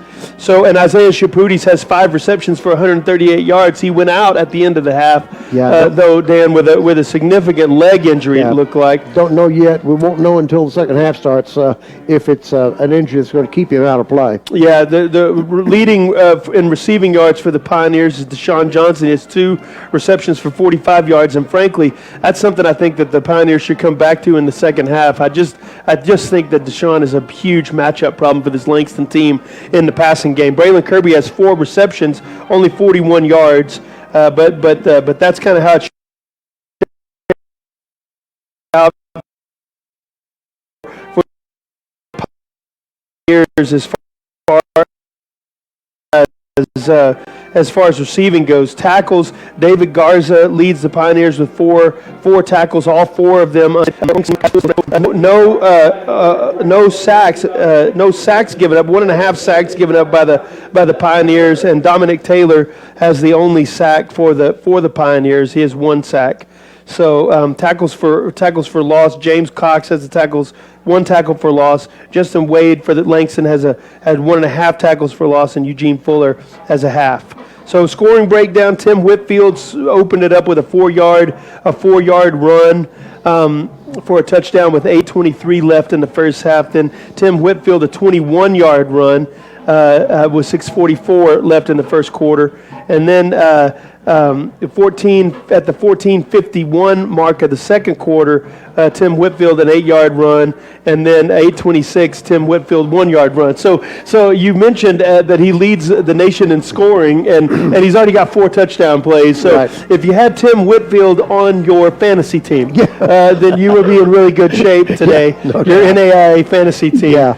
Noah Lujan ended the half 0 minutes. The last play of the first half, Noah Lujan 53-yard touchdown pass from Nick Quintero, but Caleb Thornton's kick was blocked, and that leaves us with a 28-6 score as the Pioneers come out here in the second half. That's what they're going to be looking at. Yep. So that's a pretty tall hill to climb against these Langston football team. We talked about how dominant they are defensively, and it's when you've got to overcome 22 points. Right. That's Well, and Dan, the other thing too is when you're playing a team that's a really good football team, okay, and you know that there's going to be some matchup problems, across the field. The big thing that you don't want to do. It's one thing to walk off the field knowing that other team beat us and they were just a better football team. Okay, right. It's another thing to walk off the field knowing that other team beat us and we just kept giving them chance after chance after chance. So in the first quarter, just plagued by false start penalties. That put them behind the chains. Negative plays that put them behind the chains. 2 interceptions in the first half. I mean, 2 times in a row running 9 guys out for punt team. I mean, those kinds of mistakes are the kinds of mistakes that you can't make when you're playing against a really good football team. And also, frankly, when you watch the teams in our conference, Dan, the teams that are at the top of the conference, this level of competition, okay? You see some athletes out there, and this team, Langston team's got some really big athletes on defense. So I get all of that. But the biggest difference I see between the teams at the top of this conference and the teams at the middle and at the bottom of this conference is the teams at the top of this conference, frankly, they do not make those kinds of mistakes. They don't do it. They don't have a turnover differential in every game. They're not making crazy penalties. They're not putting themselves behind the chains. They're executing. And frankly, for Wayland, one of the biggest struggles that we've always had in the years that I've been calling these games has been that. It's been there's so many games where we put ourselves behind the 8 ball because we're committing dumb penalties. We're not disciplined. We're not executing well. And when you turn the ball over and you make those kind of plays, is going to lose you a lot of games. It'll lose you some close games against inferior opponents, but it'll really cause you to get run off the field against an opponent like Langston. Yep, that's true. Well, once again, this is senior day for the Pioneers. We've got 15 seniors that are playing their last game for us. One of them, I think I heard, is graduating in December, and the others are all graduating in May. That's what, Brad, that's pretty good when you've got 15 seniors on your team and they're all going to graduate. Yeah. And in fact, one of them is actually beginning grad school already. And so, so a really good crop of seniors this year. And Wayland's losing some players that have contributed, and we talked about this earlier in the broadcast, but some players that have contributed significantly over their years here are leaving. I mean, Mitchell Parsley, played at Crowell, Texas, right down the road for a 6-man football team, and won a couple of state championships out there for them, and came here and was on the JV team. For Wayland, learning how to play 11-man football, and then he started his sophomore year whenever the starting quarterback got injured, and has really done a great job for Wayland over the course of his time here. And so we're going to miss him. We're going to miss Day Johnson and Jarrell Peterson, who both have contributed significantly over the course of their time here. Both of them have played significantly from their freshman year, and so we're going to miss those guys too. Yeah, absolutely. Well, you can watch all the streaming video of all the football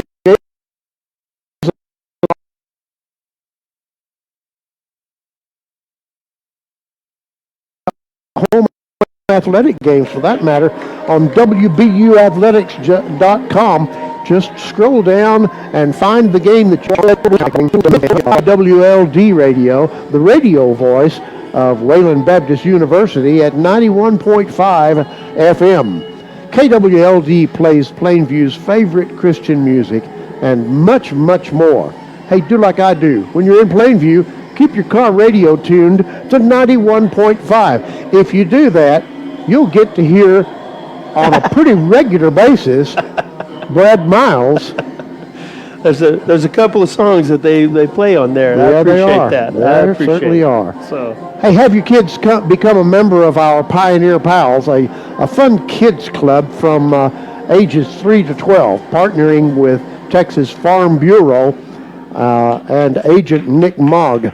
For more information, visit the Pioneer Pals table located by the ticket entrance on the south side of the football field here at the stadium, or you can find out more information at WBUathletics.com. You can also help support Wayland Athletics by joining W Club. The power of one becomes the power of many. Your support can make this happen. For more information about joining W Club, visit WBUathletics.com. It's a great time to be a supporter of Wayland Athletics, too, Dan. We have 2 basketball teams that are going to be competing for a national championship. We've got track, indoor. Our men's and women's will be in the hunt for a national championship, indoor and outdoor. This spring is going to be a really exciting time to be paying attention. And then we're going to have some national champions in wrestling and women's wrestling.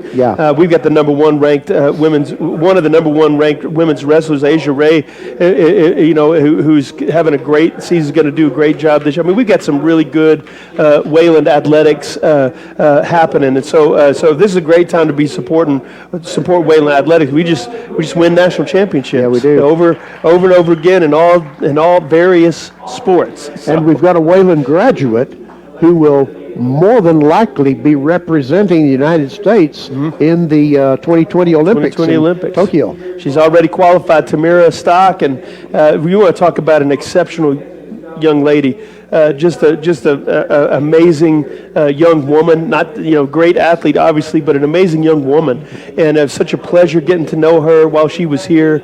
And boy, we just wish all the best for her as she heads into preparation for the Summer Olympics this summer. She says she's not just going to the Olympics; she's got an opportunity to medal. She does. And so we're really excited to watch her as she winds herself up for that. It's going to be big. Yeah. I like to watch the Olympics anyway, but when you've got a local connection like that, how awesome really is that? heightens That's right. heightens the interest. That's right, man.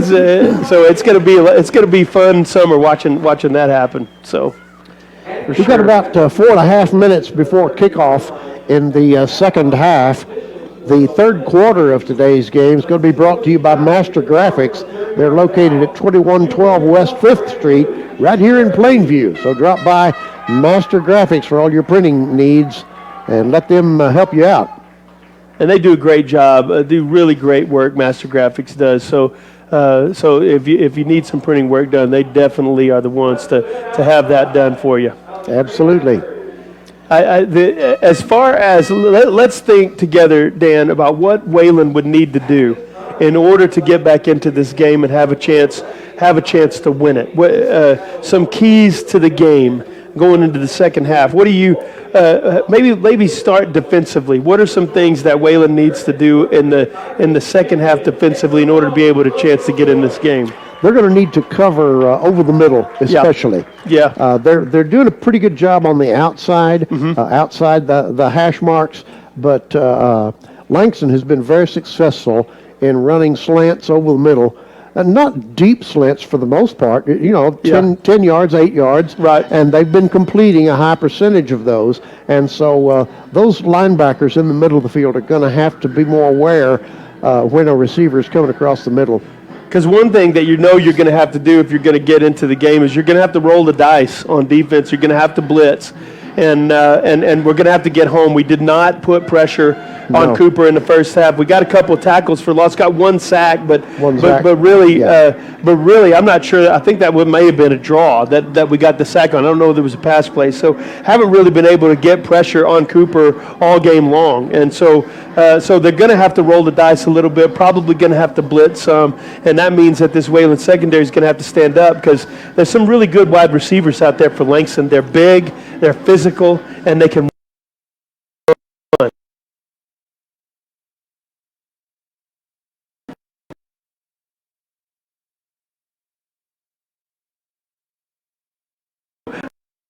Defensively, Wayland's going to have to find a way to cover the middle of the field and get some pressure. And offensively, backfield, right. And you saw that he was the leading receiver in yards for the Pioneers in the first half, and I know that Langston's got some really big linebackers, but they don't have linebackers that can run with Day-Day. And so to me, in the second half, if Wayland was able to put the ball in his hands out on the edge and get him the ball in the passing game, I think that they might help them kind of move the ball. The other thing they got to do is take advantage of man coverage. I mean, Langston is just daring them to throw the ball over the top. Mm-hmm. They're lined up almost every time, and man coverage, press coverage on the outside, and we know that some of these Wayland wide receivers, Noah Lujan proved it at the end of the game. Mm-hmm. Some of these Wayland wide receivers can win those one-on-one matchups against these Langston defensive backs, and so getting the ball to them on the outside, taking some shots is going to be really important. Yeah, I'm convinced that Braylon Kirby and Noah Lujan can win those contested catches more times than not. I agree with that, and I think that they can run against these Langston defensive backs. So they've been getting behind them all game long. So now the other question then, if you're going to talk about that, those long pass plays take a while to develop, and we're going to have to block. And the reason why Langston is so comfortable lining up in press man coverage is because their defensive line is really, really good. Yeah, they are very good, and they have put pressure on Nick Quintero all game long. Yeah, they don't have to blitz to get pressure. Right. When they do blitz, they do get pressure, but they can get pressure with 4. Yeah. Consistently. Just because those guys are so stinking big. Yeah. Big and strong, and their ends are big and fast. Yeah. Yeah, number 90, I was going to put, you were calling out the sizes of their defensive line, and the small guy at left end is number 90, Justin Wade, and he's going to be quite possibly an NAIA All-American this year. Right, yeah. He's 6 feet, 240 pounds. If we do happen to get him out of the game, or for some reason they pull him, he has a backup. Number 92, Torin Bourne, is 6 feet, 330. Yeah. Yeah, they're just really big and really tough to handle for this Wayland offensive line. Well, the kickoff of the second half by the Pioneers goes out the end line of the end zone, and so Langston's going to take over at the 25-yard line, 1st and 10, to begin the second half. And they're going to be going into a pretty stiff wind here. We talked about it at the top of the broadcast, but the wind's blowing 10, 15 miles per hour, and Langston's going to be going into the wind. And Wayland's going to have the ball with the wind of their back. So defensively, this is an opportunity, for you to try to get a 3 and out here, get these guys off the field. I expect a heavy dose of Whitfield though in the second half. Don't you, Dan? Yeah, up 28-6. Why not? Yeah. You've got Cooper as the quarterback now. Man goes in motion, empty backfield now, and Whitfield. That was a designed keeper by him that picks up about 2 yards. That was that Wildcat formation that they've been running. Whitfield took the snap directly, and so they've run that now 3 times in the game. So one time they got a pretty good game, but that time not very much. Yeah, and the other time was for a loss, I think, or no gain. Now Cooper's back in the backfield. He's got 2 back there with him, and I don't think Whitfield is one of them. No, he's not. Now everybody goes out into the pattern. This is a little screen there. That is Whitfield. That is Whitfield, yeah. And he had 2 blockers in front of him. That was a nice designed. My gosh, he carried 3 or 4 Pioneer players for 3 or 4 yards at the end of that. And that was about a 25-yard pass play. And Whitfield does a great job actually tracking that ball over his head. It was thrown over his head, and so he kind of had to track it over his head and catch it. So that shows, not only is he a really physical, big runner, he's pretty nimble and able to be a wide receiver too. Cooper back there, number 35, the mysterious man, is behind him. And this is a handoff to him, and it goes for about a 2-yard gain. It's going to bring up 2nd and 8 from the Pioneer 45-yard line. 35 is just not on our roster, either the 2-deep roster or the full roster. And I say full, kind of... Yeah, right. It's not full. If he's not on it. Yeah. He's also in the backfield again, lined up just in the slot almost. On 3 receivers right, and he's rolling that way. There's an interception by the Pioneers. Tip drill was on. The ball was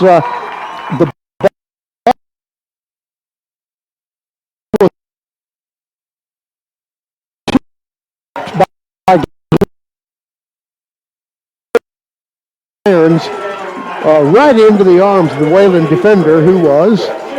It was number 20, Trace Ritchie. And so Irons had to stretch out a little bit to get it, but he couldn't get it, couldn't bring it in, and it bounced off his hands right into Trace Ritchie's gut. So big turnover to start the second half. Yeah, that's the kind of thing that's going to happen.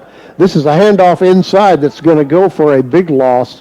That was ill-conceived in the very beginning. Deshaun Johnson just all the holes were stopped. Either Deshaun Johnson took too wide, like was running at the wrong hole, or Nick Quintero didn't do a good enough job getting the ball out there because he was stretching to get the ball delivered to him, and it just didn't work out. Now he moves Deshaun up off of his right shoulder. Deshaun's open in the flat. This goes over it to the hash mark, and that is complete to Noah Lujan.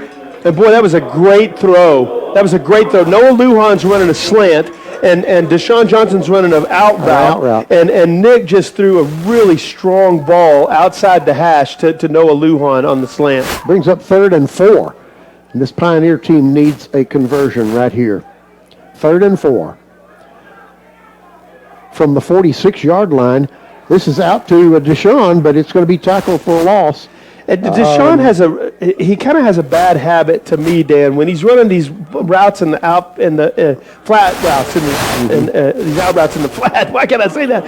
He has a bad habit of jumping up and catching the ball and turning to his inside. Like I'd like to see him when he's running that route. I'd like to see him catch it and then turn to the outside, because I think he could outrun the defender to the margin. But when he turns back to the inside, he turns back into the defender, and that's what happened there. The Pioneers are going for it on 4th and 4.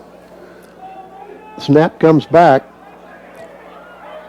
Deshaun was open over the middle. That's got to be a flag. There's a flag, There it is. All right, that's going to be interference against Langston. And it's on number 15, Joshua Herbert, or Hebert. Could be Hebert. He's from Baton Rouge, Louisiana. So I feel like Hebert. 6 foot, 180, 5'10", 180 pounds.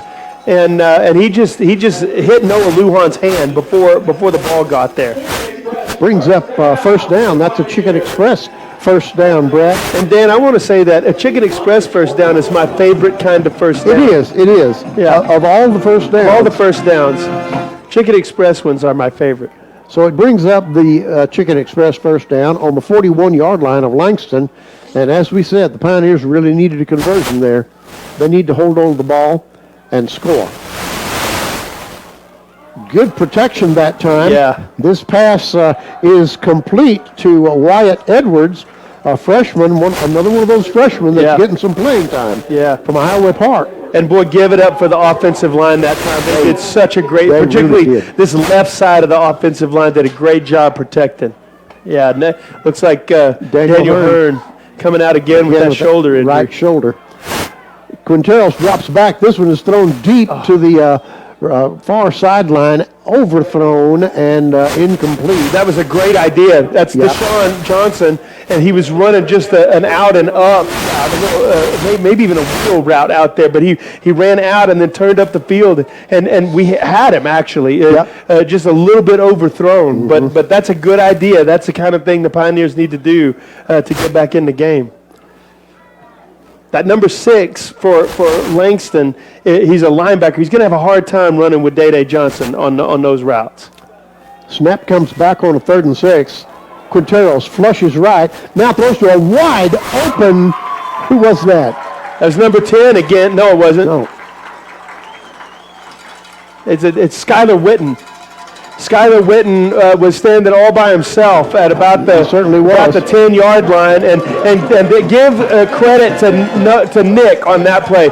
He steps up and climbed the pocket really well, and then found him out there, kept his eyes up the field, and delivers a nice ball. 1st and goal from the 5-yard line for the Pioneers. Snap comes back, gives it off, and Deshaun tripped. And boy, he had the hole too. I mean, the hole was wide open.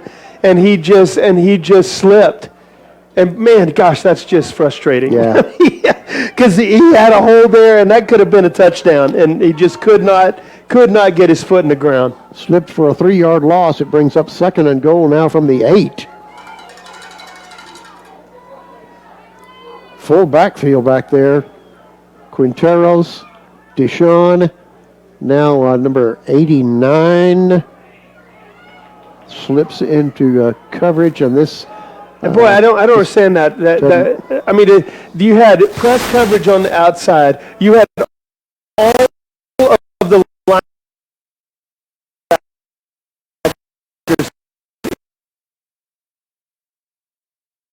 box. There's at least 8 guys inside the box right there, and it's a handoff. I would have liked to seen them. But we ran the ball right into the defense. I mean, 8 guys in the box there. Brings up 3rd and goal from the 10 now for the Pioneers. Jarrell Peterson in the backfield. This is a little bootleg thrown out to number 80. And he's getting involved in this game, isn't he? Number 89 is Justin Silva, a redshirt sophomore tight end from Wichita Falls, from City View High School. He does a little bit of a check block, and then kind of moves out into a route in the flat, and really he just couldn't keep his feet. If he'd stayed on his feet, he might have had a chance at a touchdown, but he slipped down as soon as he caught the ball. So 4th down, it looks like the Pioneers are going for it. 4th and goal from the 5. He's a big boy, by the way. He's 5'10", 230. Yeah. So the Pioneers going for it from the 5-yard line. 4th and goal. Snap is back.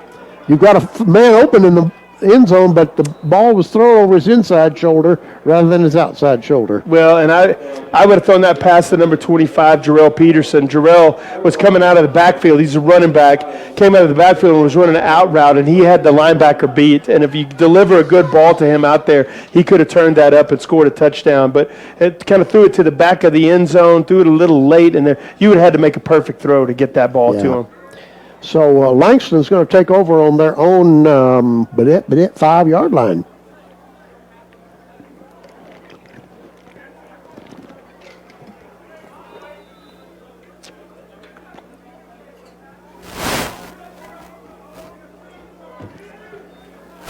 And then Langston runs the ball up into the middle. I think that was our mysterious number 35 again, who got the ball that time with no gain. A great job by the Pioneers. And coming out from under the pile is number 41, Hugh Zelda. We've been calling his name a lot today, Dan. He's been in on quite a few plays in the run game and the pass game. And he's a freshman from Arlington.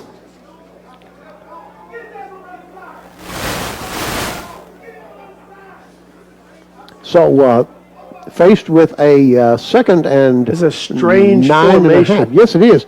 Two receivers to the left, 1 man in the backfield, and everybody else on the line. They're going to call timeout. It's an unbalanced look, and so you had a extra tackle and a wide receiver on the right side of the field, and And so and I don't know who called the timeout. It may have been Wayland calling the timeout because No, it was Langston. See, was it timeouts Langston? left. Okay, all right. So they weren't happy with it. I think Wayland they kind of looked like they were ready for it. It was a really strange formation, and while they were out there, kind of lining up, at first Wayland had they didn't have anybody on their left covering up right. that tight end, and so there seemed to be some confusion out there about it. But they finally did get lined up right. So I'm not sure what they were trying to do there. That was interesting. They're not going to try that They again this time. No, they got an extra tackle out there this time. Oh, they too. do. It's just the other side of the field. Yeah. Yep. So 2 receivers to the right, got a man in the backfield, and he goes out into the pattern. That's Whitfield. From the end zone, this ball is incomplete to the sideline. It's probably a good thing that was incomplete because the Pioneers had a defender right there. Yeah, if that ball had been thrown to the wide receiver, it had been intercepted. Yeah. So they ran that play, here to the near side. So he's rolling to the near side and then throwing at the boundary. But as soon as you start rolling, the defense kind of starts moving that way too. And there just wasn't a lot of room for him to deliver that ball. Too many Pioneers on that side of the field. 3rd and 9.5 now. 3 receivers to the right, 1 to the left of the formation. Cooper standing at the goal line. He drops back into the end zone. This pass is underthrown, almost picked off by, That's guess who? Number 20, Trace Ritchie. Actually, that was 20. It was number 29. Sorry. Yeah, it was number 29, David Garza, who's made a couple of plays in the game. And he came up from the safety position there and almost picked that ball off. So Langston's punter is standing on the end line. All kinds of things can happen here at this level of play. He gets a good snap. The ball is kicked very low. There's a flag thrown. Gosh, that's frustrating because I bet you there's several. Boy, everybody's throwing flags now. I have no idea what all those flags are for because they were throwing them after the ball had stopped. Yeah, and the Langston coaches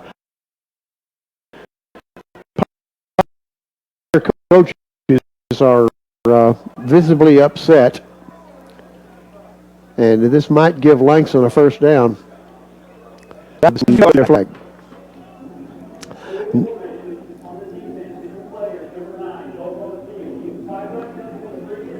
Illegal formation. 2 players with the number 9 were on the field.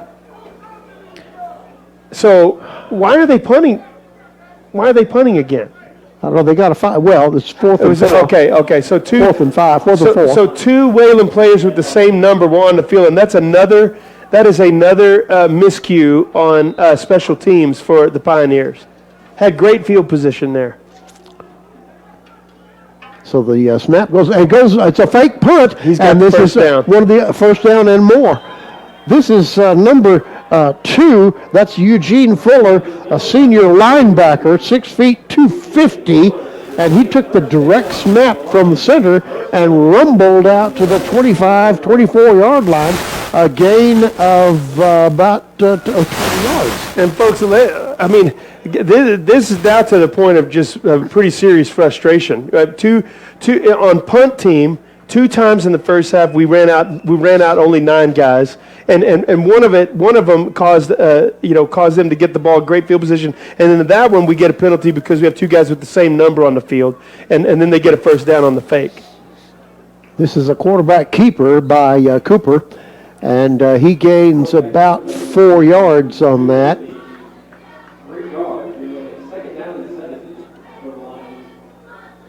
Second and 6 from their own 28-yard line, 27 and a half. Cooper back there with Whitfield, 2 receivers to the right, 2 receivers to the left. Now the comes in motion to the right. This is a handoff to Whitfield. He's got a line, and he is loose in the Pioneer secondary. It's going to take more than one guy to bring him down. Finally wrestled him to the sideline. The sideline helped to bring him down. Number 20 for the Pioneers made the tackle. That's Trace Ritchie. He had all he could handle there with. Well, and I'm going to tell you what, number 40, Whitfield, if he didn't, for whatever reason, he kind of slowed down. He acted like Richie had the angle on him, and he kind of slowed down like he was going to have to cut back to the inside. I kind of feel like if he'd have kept running, he would have outrun him and scored a touchdown. Yeah. So it gives the Langston Lions a first down and 10 on the Pioneer 29-yard line. Long running play there. This is a fake to Whitfield, and now pass down deep. His man is open, and he outthought the Wayland defender for the ball and scores a touchdown. Number 16 scores the touchdown. That's Dalen Peterson, a senior wide receiver out of Watts, California. And Peterson, Peterson, the wide receiver there, he's over 6 feet, right around 6 feet. David Garza is like 5'8", and he just grabbed the ball over the top of him. A nice throw by Cooper, and not much you can do about that. He was in great position. Yeah. He just pulled the ball in. He high pointed the ball for sure. Yeah. So Robles with the extra point, and he hasn't missed one today. But then the issue here though is just how dispiriting this is for defense. You do a great job. You stand them up. You know what I'm talking about. You do what you're supposed to do. You get off the field, right? And then a crazy penalty on. Yeah. A penalty that there's no way that should happen. Right. You know who your guys are that run out there on punt team and punt return. There's no way that it should happen that you have two guys with the same number out there. That's a preparation deal. That's you got to know that stuff. Yeah. And so you get that penalty, 5-yard penalty that closes the gap on fourth down and allows them to run a fake for a first down. And then your defense walks out there and they're dispirited. You can tell. Yeah. Just 4 plays and there's a score. And that kind of stuff that kind of thing where you're beating yourself. Yeah. Like that's 7 points that you just kind of handed to them. And they weren't even considering a fake punt on 4th and 9 and a half. 4th and 9, and they're standing in their own end zone. There's no way they try that. But you give them 5 yards, and now they can make a play for that. And that's a double breakdown. So the one breakdown is you give them 5 yards. The second breakdown is you give them the fake punt, Pooch kick, that ball's on the ground. I think Wayland recovered, yes, there. So, the kick went from the 35, 10, 20 yards, 25 yards to one of the up men, and he didn't handle it cleanly. And it was on the ground for a while, but Wayland did recover. So Pioneers take over on their own 39-yard line, 1st and 10. So they had the ball. Wayland had the line, and they don't get the first down, and then give up a touchdown. You know what I mean? It just so frustrating. Quinteros gets the snap, hands off up the middle to Jarrell Peterson. And he picks up about 6 yards on that carry. That's his longest run of the day. 7, 8 yards now. They're going to give him really good physical run. He hit the hole hard, and then just kind of took tacklers with him as he was running up the field. Good physical run from Jarrell.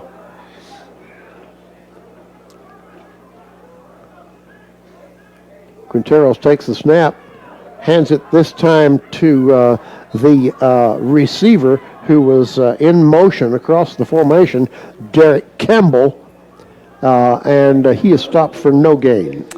That's mysterious. Was that? That's mystery, man. Unless Derek Campbell, who's a defensive back, also plays some offense. That's true. That's true. But anytime that guy runs out on the field, they're going to run some kind of a sweep, like an option underneath, because he's run that play now 3 or 4 times. Quinteros back on 3rd and 4. Across the middle, dropped. That should have been caught. Should have been. That was a really nice ball by Nick. He threw it in there right on his shoulder pad, right on his right shoulder pad, and just couldn't bring it in. Trying to see who it was. The player who the ball was intended for is injured, and he's down on the field.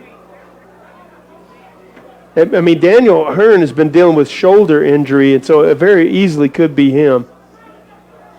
I don't think so, because I think I saw Daniel come off the field before that play. No, that's no, him. it is him. And he's been that shoulder's been giving him, and it was thrown to the shoulder that it hit his shoulder pad of the shoulder that he's been favoring. Yeah. And it looked like he just couldn't get his hand up there to catch that ball. And he's going to go, no, I thought he was going straight to the tent, but he's not. So he's down on the bench, and the Pioneers will be punting now. Josh Trons kicks that's a this good ball. punt. That's a very nice punt. In fact, it's a little too good, and it bounces into the end zone. It'll come out. Man, that's by far his best kick of the day. It really is. He That kicked was that a 55-yard punt from scrimmage. He kicked that one all the way into the end zone. That was a heck of a kick. It was a nice spiral. Oh, yeah. The only thing about it was it didn't turn over. It was spiraling with the nose up. But he's frustrated because, what he was trying to do was have that ball hit around the 10-yard line. He kicked it too well. Yeah, it hit about the 1. Right. And it just bounded straight into the end zone. So Langston takes over from their 20-yard line, 1st and 10, up 35-6 with 4 minutes and 3 seconds left in the third period. Cooper in the backfield takes the snap, fakes the handoff, now keeps the ball, and he's going to make a lot of yards on this. He goes out wide to the left, to his left, and he picked up about 25 yards on that play. And then we only saw two of those runs in the first half from Cooper. We haven't really seen him run, but he can sure run. What Coach mentioned in the interview I had with him earlier in the week, he said the thing that I fear about this quarterback is not his passing, but if he tucks the ball and runs. Well, and I got to tell you, that's saying something because he has thrown the ball really well in this game. He's got a really nice arm. Handoff is off the right tackle to the big man, Tim Whitfield. They're going to try and one man cannot bring him down. We had a guy hanging all over him. He was dragging a guy for about 5 yards, zigzagging on the field, and finally we get somebody that can help and bring him down. Well, the big man's nimble, man. He gave somebody the dead leg one time. They were coming up and tried to hit him low, and he just kind of dead legged them and kept going. And just a really, really great run. And right now, I feel like this Wayland defense just got their head down, man. I feel like they just kind of had their spirit broken the past couple of drives. Well, that's 2 rushes in a row, 1 for 20 yards and 1 for 30. Yeah. So there's 50 yards in rushes. This is a fake pass thrown out wide to the right, but it's thrown a little too far to the sideline, and the receiver was not able to get back and catch that ball. That was number 17, Logan Doyle. No, I'm sorry. That was number 17, Trevon Billington.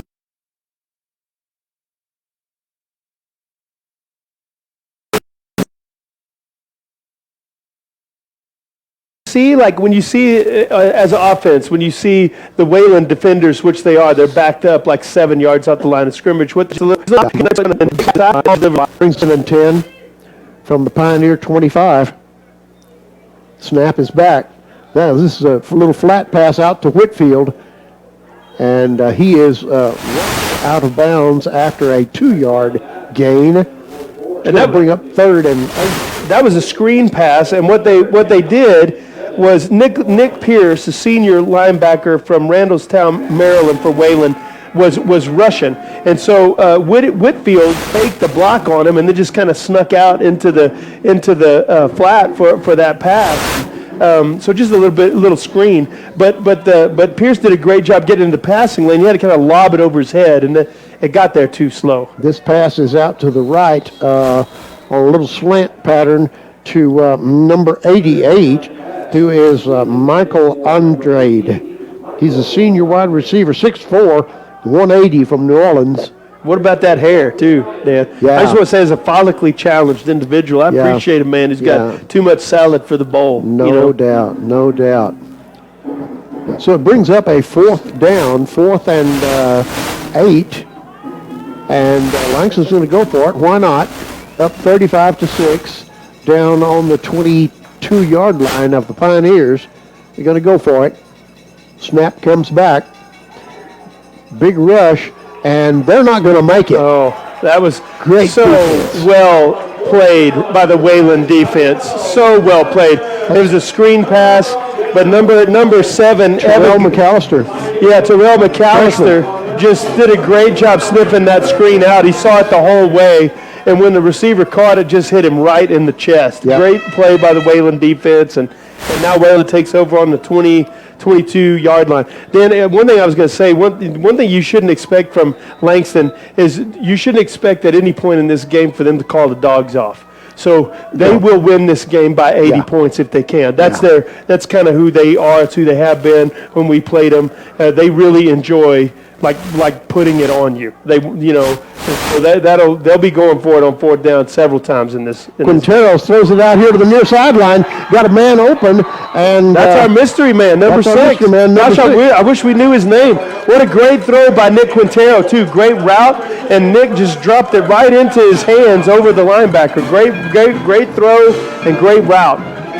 That was about a 10, 25-yard gain on that pass. Sets the Pioneers up with a Chicken Express first down on their own 47-yard line. Quinteros back now, ready to take the snap. 2 receivers to the right, 1 receiver to the left. He looked right, looked left, now he's scrambling, and now he's going to run. And he puts his shoulder down again. I just want to know who the guy on the Wayland defense was that challenged Nick's manhood a couple of weeks ago. Yeah. Because he told him he didn't play with toughness or some kind of joke like that. Yeah. And Nick looks like every time he runs the ball, he's on a mission to just run somebody over. Yeah. I love it.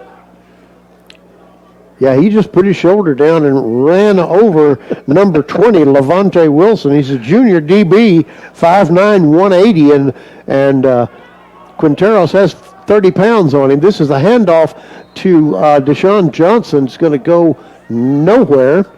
Well, I said that. It's actually going to go for a 1-yard gain. It's going to be 3rd and 1 now.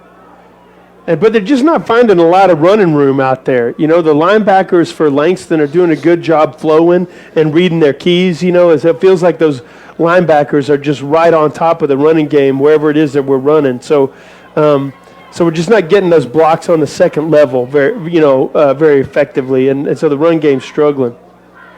Deshaun lined up deep behind Quinteros, and he gets the handoff off right tackle for a first down. That's going to be another Chicken Express first down, and the carry goes up to the Langston 41-yard line. We've got a Pioneer player down. It's Austin Tarrin, a redshirt freshman offensive lineman out of Hobbs, New Mexico, who it looked, man, I couldn't really tell. They're looking at his lower body right now. He's 5'10", 250. Out of Hobbs, I think I saw. Yeah. You know what my story is about Hobbs, don't you? Oh. On my way, Amy and I, on our way back from our honeymoon, okay? On the way back from our honeymoon, oil pump went out on our car. We threw a rod in the car, and we broke down under a big billboard that said "Discover Hobbs." So we ended up in a hotel in Hobbs, a Fleabag Hotel that night, and my mom actually called the First Baptist Church there, and the youth minister brought us pizza over, and the next day brought a church van and drove us all the way back to Brownwood, Texas the next day. What? So, yeah, in a church van. It was awesome, yeah. Time is about to expire. The snap gets back in time. Quintero takes the ball, throws it deep down the field. He's got Braylon Kirby down there, but the defender got back in time to tip that ball out of Braylon's hands, and the first half expires with the score 35-6 in favor of the Lions. Actually, third quarter.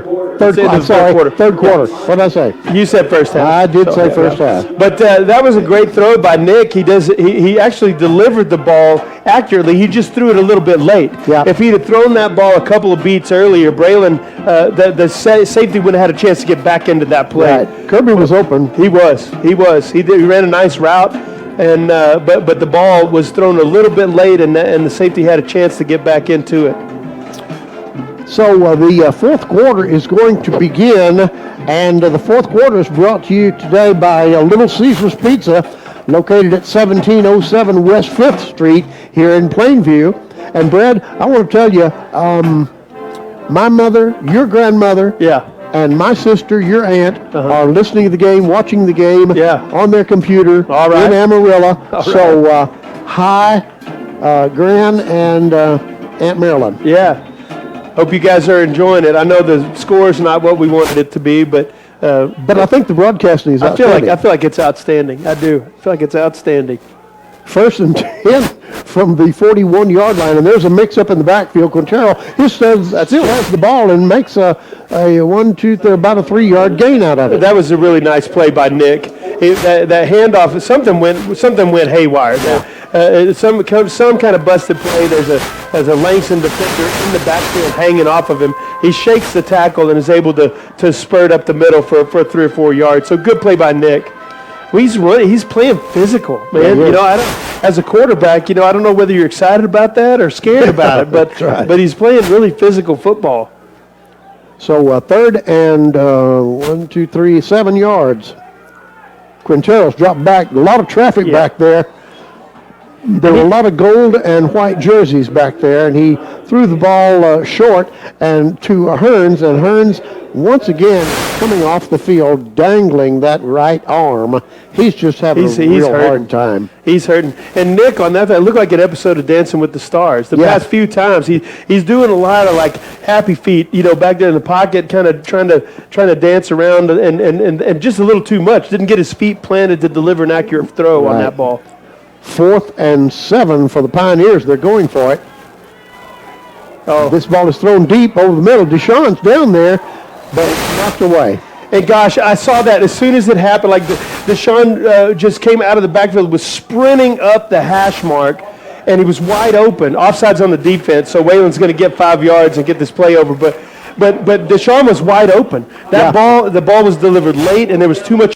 If he would have put that a little bit more on a rope, Deshaun had outrun everybody, and he there was nobody in the frame whenever Nick let go of the ball. So by the time the ball got there were 3 defenders. That's right. On Deshaun. So this brings up a 4th and 2, and the Pioneers obviously will go for it. If they wait for it on 4th and 7, they'll go for it on 4th and 2. Snap is back. Pressure coming. That defender was covered. Wayland Kirby in the pattern, and he was covered plumb up by number 4, Ross Anderson, a senior defensive back from Memphis, Tennessee. And what they did was just man coverage, which, and so they ran Wayland Kirby like underneath, and the twins out here to this side of the field ran the coverage off. And Langston saw it the whole way, and it looked like for Nick, he knew he was going to throw it to Braylon when it was snapped, and he was going to throw it to him the whole way. Like there was no, I'm going to get off this, get to my 2nd or 3rd read, and even though Braylon was covered, that's where he went with the ball.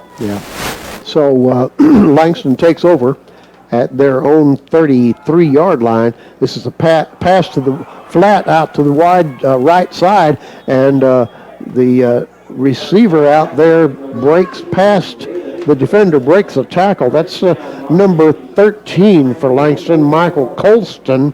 He's a senior wide receiver from Spencer, Oklahoma. And David Garza just whiffed on that tackle. He had him dead to rights and just was not able to make the tackle. Not a great effort on the tackle.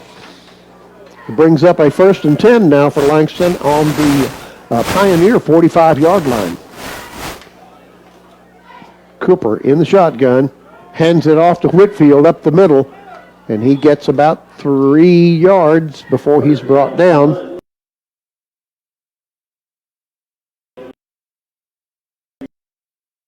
A pretty familiar frame today, Whitfield for 3 or 4 yards. 2nd and 6 for Langston from the 43-yard line, 42-yard line of the Pioneers. Cooper ready to take the snap. He does. Passes it over the middle. Pass was a little too far out in front of number 88 for them, Michael Andrade. And that play kind of fell apart. There was a bad snap back to Cooper, and he had to reach back over to his left to catch it, and then he had to get back up because it's a quick slant, like a quick little pattern. He had to get back up and make that throw and just wasn't able to deliver it accurately. That's one of the great things about football. Like so many people have to do their job exactly right in order for a play to work. You know what I mean? Yeah. And one of those guys not doing something exactly right, and it causes an incompletion. 3rd and 7 play goes outside, and the ball is tipped by the Wayland defender. That's David Garza David again. Garza. And he read that route the whole way, Dan. He knew what was coming. And boy, if that ball had been delivered a little bit lower, he would have been off to the races for a touchdown because he saw that the whole way. So it brings up a 4th and 7, and Langston's going to go for it, obviously. Up 35-6 with 12:50 left in the game. Empty backfield. Jordan Cooper, the only member back there. And he gets flushed. This is a pass back to flat. It's completed over there. Multiple flags down. I think it's going to be holding. Completed to Michael Colston. I think it's going to be holding on Langston. It was holding on Langston.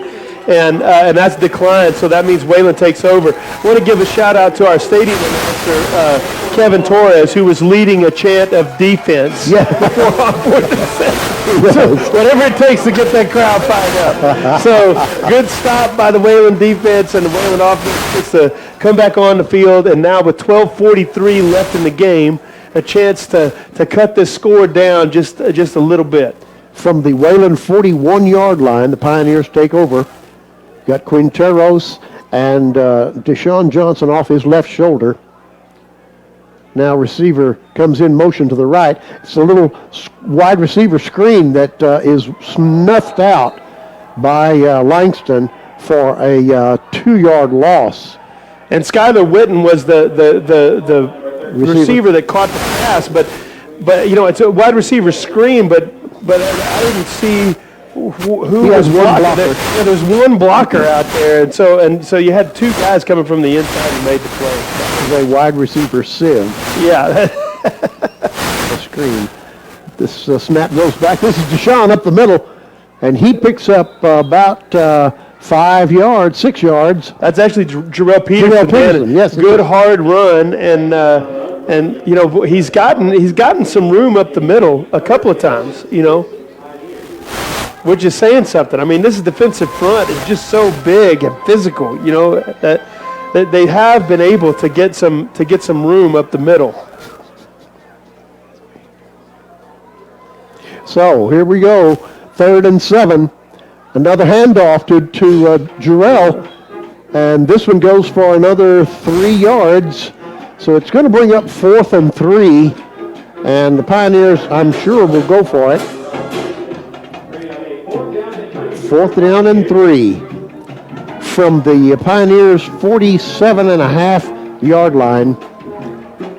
Quinteros in the backfield. Deshaun Johnson back there with him. No, that's Jarrell. Jarrell was open right here in the flat. Now he's going to keep the ball, and Quinteros makes another 1st down. Really good stiff arm on number 9 for Langston. Number 9 for Langston, Christopher Pogge, that allowed him to get it a couple extra yards. And what was really funny is that Pogge gets up after the play, celebrating like he did something. Yeah. He tackled him 2 yards after he got the 1st down. Yeah. You know? So. 1st and 10 for the Pioneers on the 44-yard line of Langston. Quinteros now ready to take the snap. Jarrell in the backfield goes out into the pattern. Oh, wow. And that really should have been intercepted. Number 28 for Langston. He jumped the route. Yeah, he jumped the route. That's Dorian Williams, a freshman defensive back, 5'11", 180 from Duncanville, who just skied up there for that. Yeah. But he ran into the Wayland receiver, and it kind of jarred the ball loose.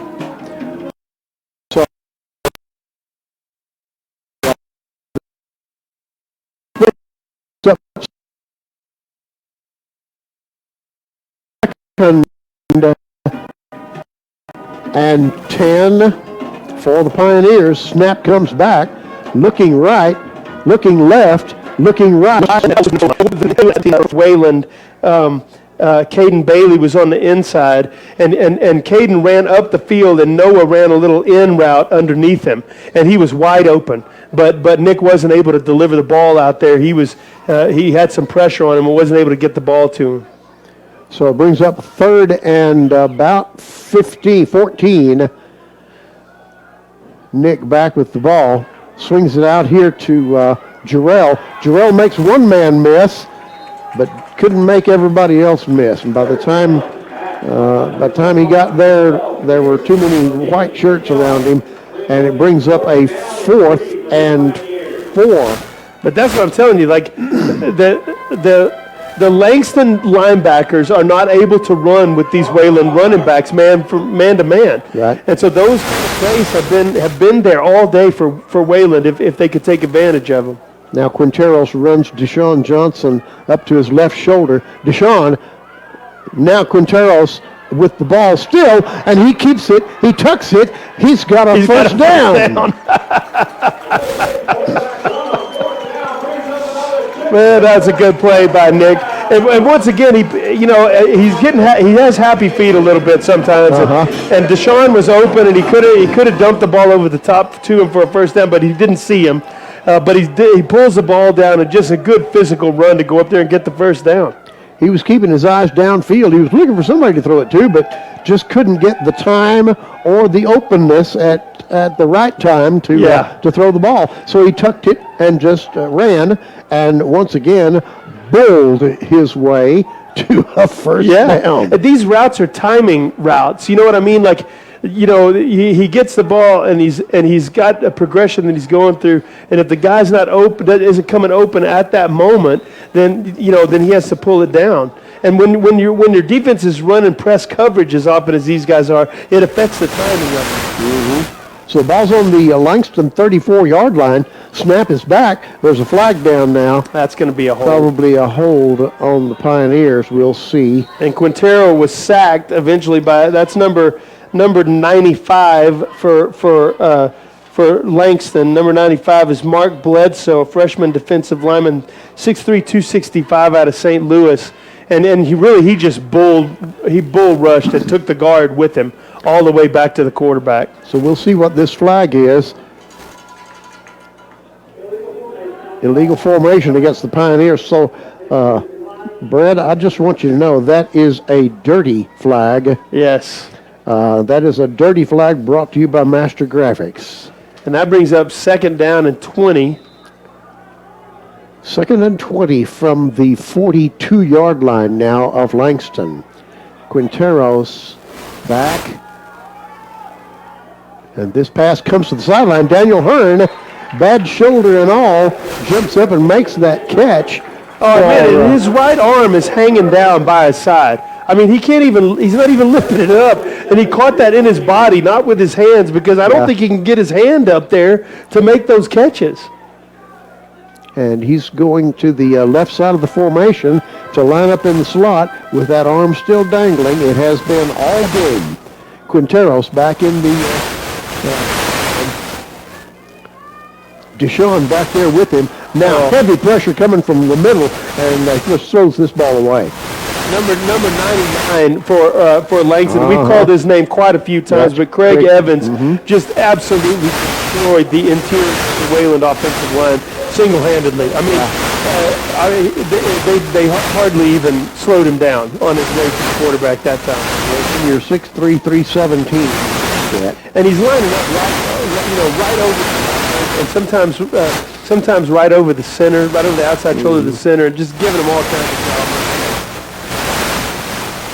Metro is lined up again in the A-gap.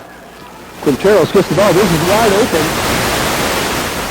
Complete for a first down. That was a fourth down pass play that went for 10 yards. And Evan Gonzalez is on the receiving end of that, and he has really made a mark on the game so far. He's caught several passes in traffic and made some good catches for Wayland today. Did you notice what class he's in? He's a freshman. Yes, he is. Now the Pioneers set up for 1st and 10 on the 20-yard line. And we've done this so seldom today, I'm going to do it. The Pioneers have just entered the Plainview Chrysler Dodge Jeep and Ram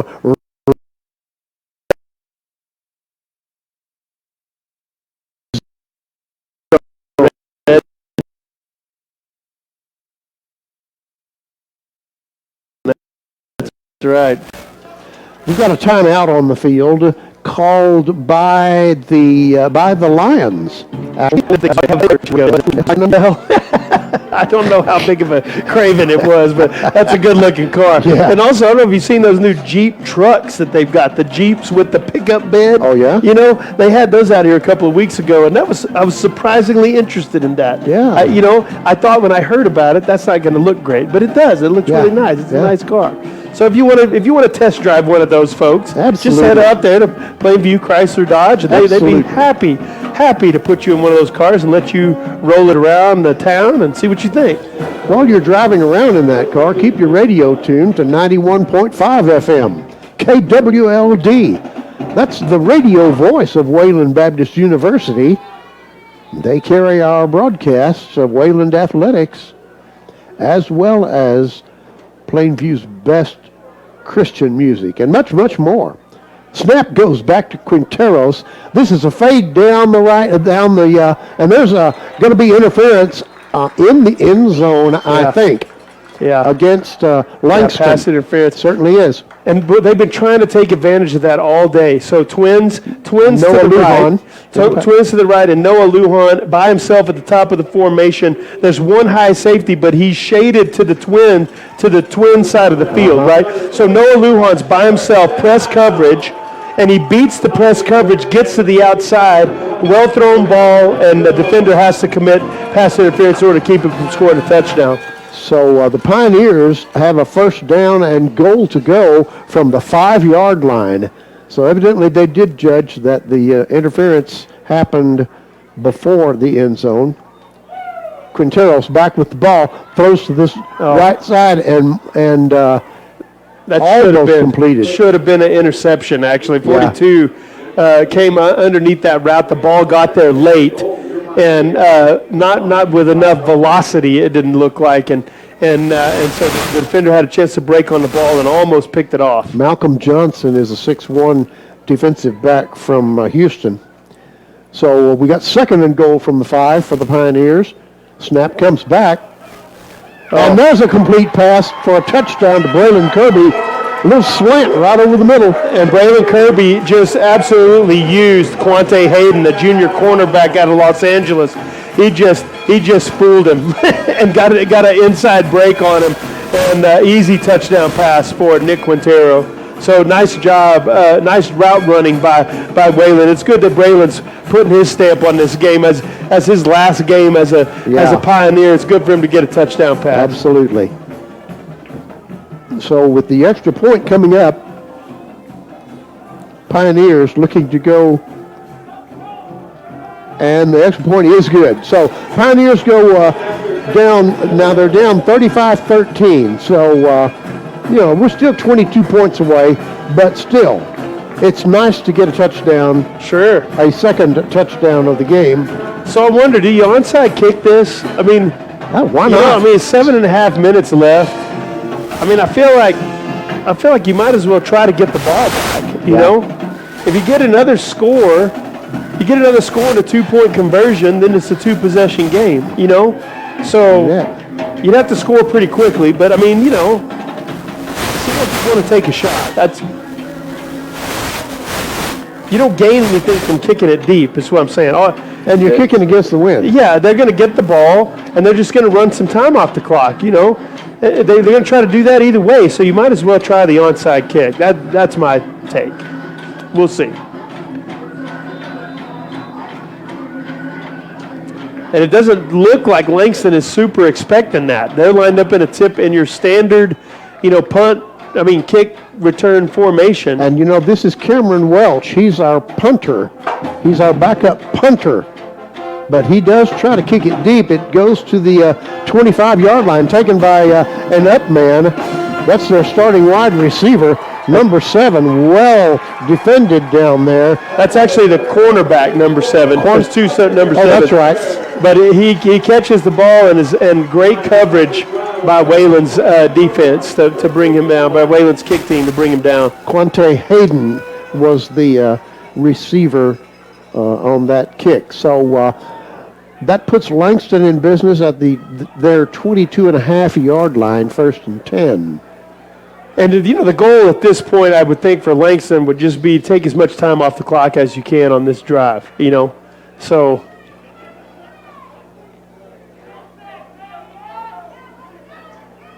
time.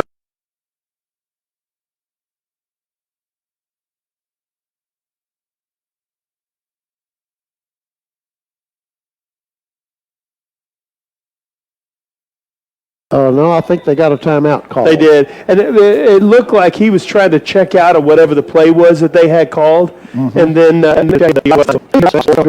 If you're a Langston Sure, fan, but yeah. it's not today. No, you don't need any more timeouts when you're up by 22 points with 7 minutes left in the game. 7:21. 7:21.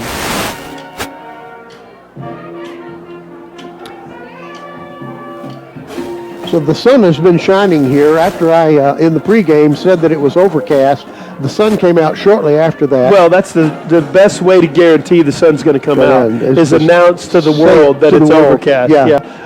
To those millions of fans who are listening to the broadcast. That's right. It is bright sunshine here.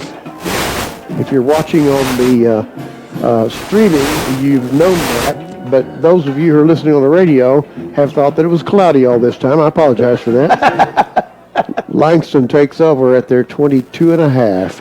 1st and 10, handoff to Westfield. We're going to see a lot of him. In fact, we see a lot of him right now. Boy, and that was a read option play, and Whitfield is running the counter action. And, some absolutely superior blocking by Langston's offensive line. They sealed that edge off, and, he had all day to run across on the edge on the near side of the field. That was just really well blocked. That went for about 18 yards, and now it's 1st and 10 from their own 40-yard line for Langston. Cooper in the shotgun. Takes the snap, hands it off again to Westfield. Once again, we're going to see a lot of that. Westfield carries 2 men with him from the 50 down to the 47. No, they're going to spot it at the 59. But once again, really well blocked. No one makes contact with Whitfield until about 5 or 6 yards down the field, And at that point, he's got a full head of steam, and it's not easy to bring him down. No, it's not. So it converts to a first down from the Pioneer 49-yard line where the ball spotted. Cooper ready to take the snap. He does. Hands it off to the mystery back, number 35, who breaks a tackle at the line of scrimmage and bursts for a first down. So about a 11-yard gain on that play. He showed some speed, a nice burst on that play as he kind of planted his foot and went uphill or downhill. Really just made a nice run. First down from the Wayland 38-yard line now for Langston. Cooper in the shotgun. The mystery man back off his right shoulder. Snap comes back. Faked to him. Now, this is a completed pass to the outside, and he made the first man miss. That's number, is that 29? That's David Garza again. Garza. And it's not really a great effort at tackling. He just put his head down. Stepped around him. Yeah. He just kind of put his head down and make the hit, because the receiver caught the ball and didn't really make much of a move. Garza just missed him. 1st and 10 from the 22-yard line for the Pioneers. So 3 straight first downs have gotten the ball all the way down to the 22-yard line for Langston. Snap comes back. It's going to be handed off to Whitfield, and he is stopped after a 3-yard gain. So it's going to be 2nd and 7. Actually, it's about 3, maybe 3.5-yard gain. Well, and they're threatening to score. Yeah. So a couple of long runs, by Whitfield, and and by our other friend whose name we don't know. Number 35. Number 35. Number 35, great run. So, so that puts them down here in scoring position. Now they're just running the clock down and add some points. Snap comes back. Now the pitch back to number 35. Tries to get the corner. Gets up to the line of scrimmage. Really well played that time by number 50, Kevin White, and number 51, Justin Wheeler.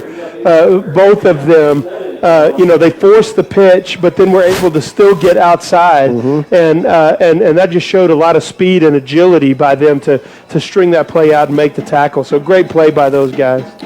So third and a long 7, or a long 6. And once again, Kevin Torres leading the crowd. Hyping the crowd up. Of defense. I'm not sure that's acceptable to the SAC, but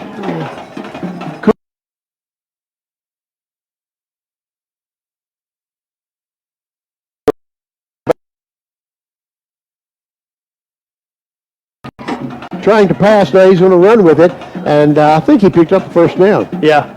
Before he stepped out of bounds on the far sideline. But then he just danced right up to it. Looks like he was a hair short. Looks like a little less than a yard short. They're marking it. 4th down and less than 1. Yeah, 4th and the length of the football. And obviously they're going to go for it. They haven't tried a single field goal today, Dan. True. This is a handoff to Westfield. And he makes the first down. Picks up about 3.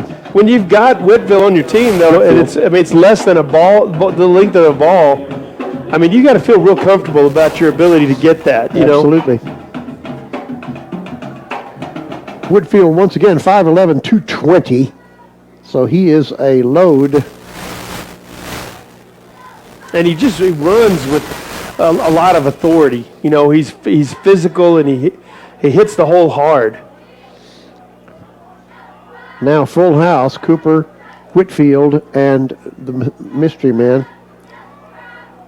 And this is a keeper. No, it's a handoff to Whitfield. Yeah. They still haven't brought him down. He hits the pile, and the pile moves back toward the goal line. Well, and the first defender to get there hit him and literally bounced about 2 yards back off of him. So it's a really good physical run, by Whitfield. I don't have any idea how many rushing yards, they have in the game, but they have rushed the ball in this second half. Yeah. With a lot of applause. Yeah, they've really been able to run the ball.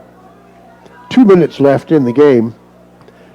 2nd and goal from the 6-yard line. Cooper hands the ball off. There's a flag down on the play. Handoff was to our mystery man. It may have been a hold. Casey Buck was coming on a blitz that time, and it looked like somebody got a hold of him. Chop block. Chop block against Langston. I saw Casey running in kind of, unblocked. And all of a sudden he went down. And so I thought maybe somebody grabbed his jersey and kind of pulled him down, but they must have tried to chop him when he was coming through. So this makes it 2nd and goal from the 21-yard line. That's a little bit different look for if you're an offensive play caller. Yeah, but Langston's they're going to run 2 more plays. Yeah. And they're going to run the clock down. So there's no kicking field goals, no. No reason to. Yeah. 1:39 and the clock is rolling. Man in motion to the right, over the slot. Cooper lines up, throws to the end zone.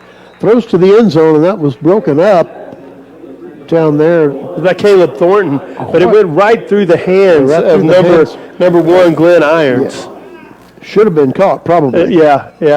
Caleb Thornton was in coverage and was able to maybe get a little bit of a piece of it. But right there on the field, I don't know if you noticed, but right there where he was running that route, you run out of the shadows and into the light right there. And I really think that he may have just lost that ball, as he was running from the shadow into the light there. I think the ball he kind of lost the ball in there. And it made it difficult for him to catch that. 3rd down and goal from the 21. Another pass play over the middle. This one's caught at the 1 yard or 2 yard line. And I'm That so was a impressed. nice catch. I am so impressed with Cooper, Dan. That was a great throw. Yeah. I mean, we in this conference, we play some guys who are really good passers. You know, and we play some guys who are really, really good runners. But we don't usually face quarterbacks who can do both things as well as Cooper can. He has been really impressive today. That was a well-thrown ball, very was. accurate. He delivered that right on the money. So it brings up 4th and goal from the 2 yard line. Whitfield is behind him, but he rolls out. Cooper rolls out, throws to the end zone. This is intercepted by the Pioneers. And if he can get a block, He's got one. That's Casey Buck. Casey Buck is going to go the length of the field with this interception.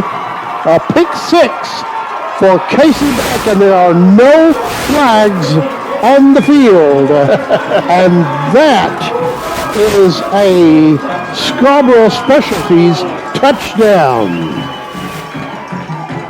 The ball was tipped over there. And what happened was first they got into the backfield.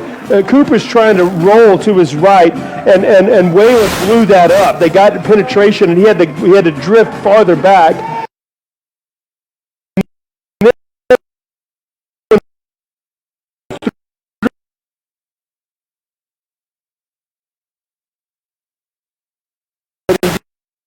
Lobbed it up there. Wayland got a hand on it, tipped it. Casey Buck runs the tip drill, and then does a good job of getting to the house with it. Snap is back. The kick is good. And so, Brad, we've got a ball game. It's 35-20 with 27 seconds left in the game. Pioneers are only down by 15. That's right. I feel like if there's a 15-point play in your We'll be running it. in your playbook, We'll be running it on defense. That's right. That's right. I mean, now what do you do now? To me, like onside kick it. Like I would have done that last time. Right. We kicked the onside kick. What do you have to lose? Sure. It makes you almost wish that you would have kicked the onside kick last time because It wound up being a short kick, and they got the ball marshaled down. Yeah, it didn't really help you any. Might as well give it a shot.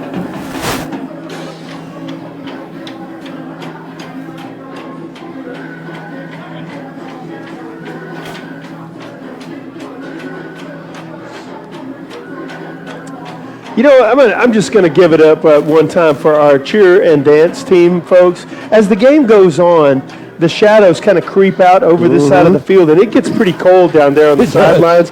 And those girls have been working, and guys, there's a couple of guys on the cheer team.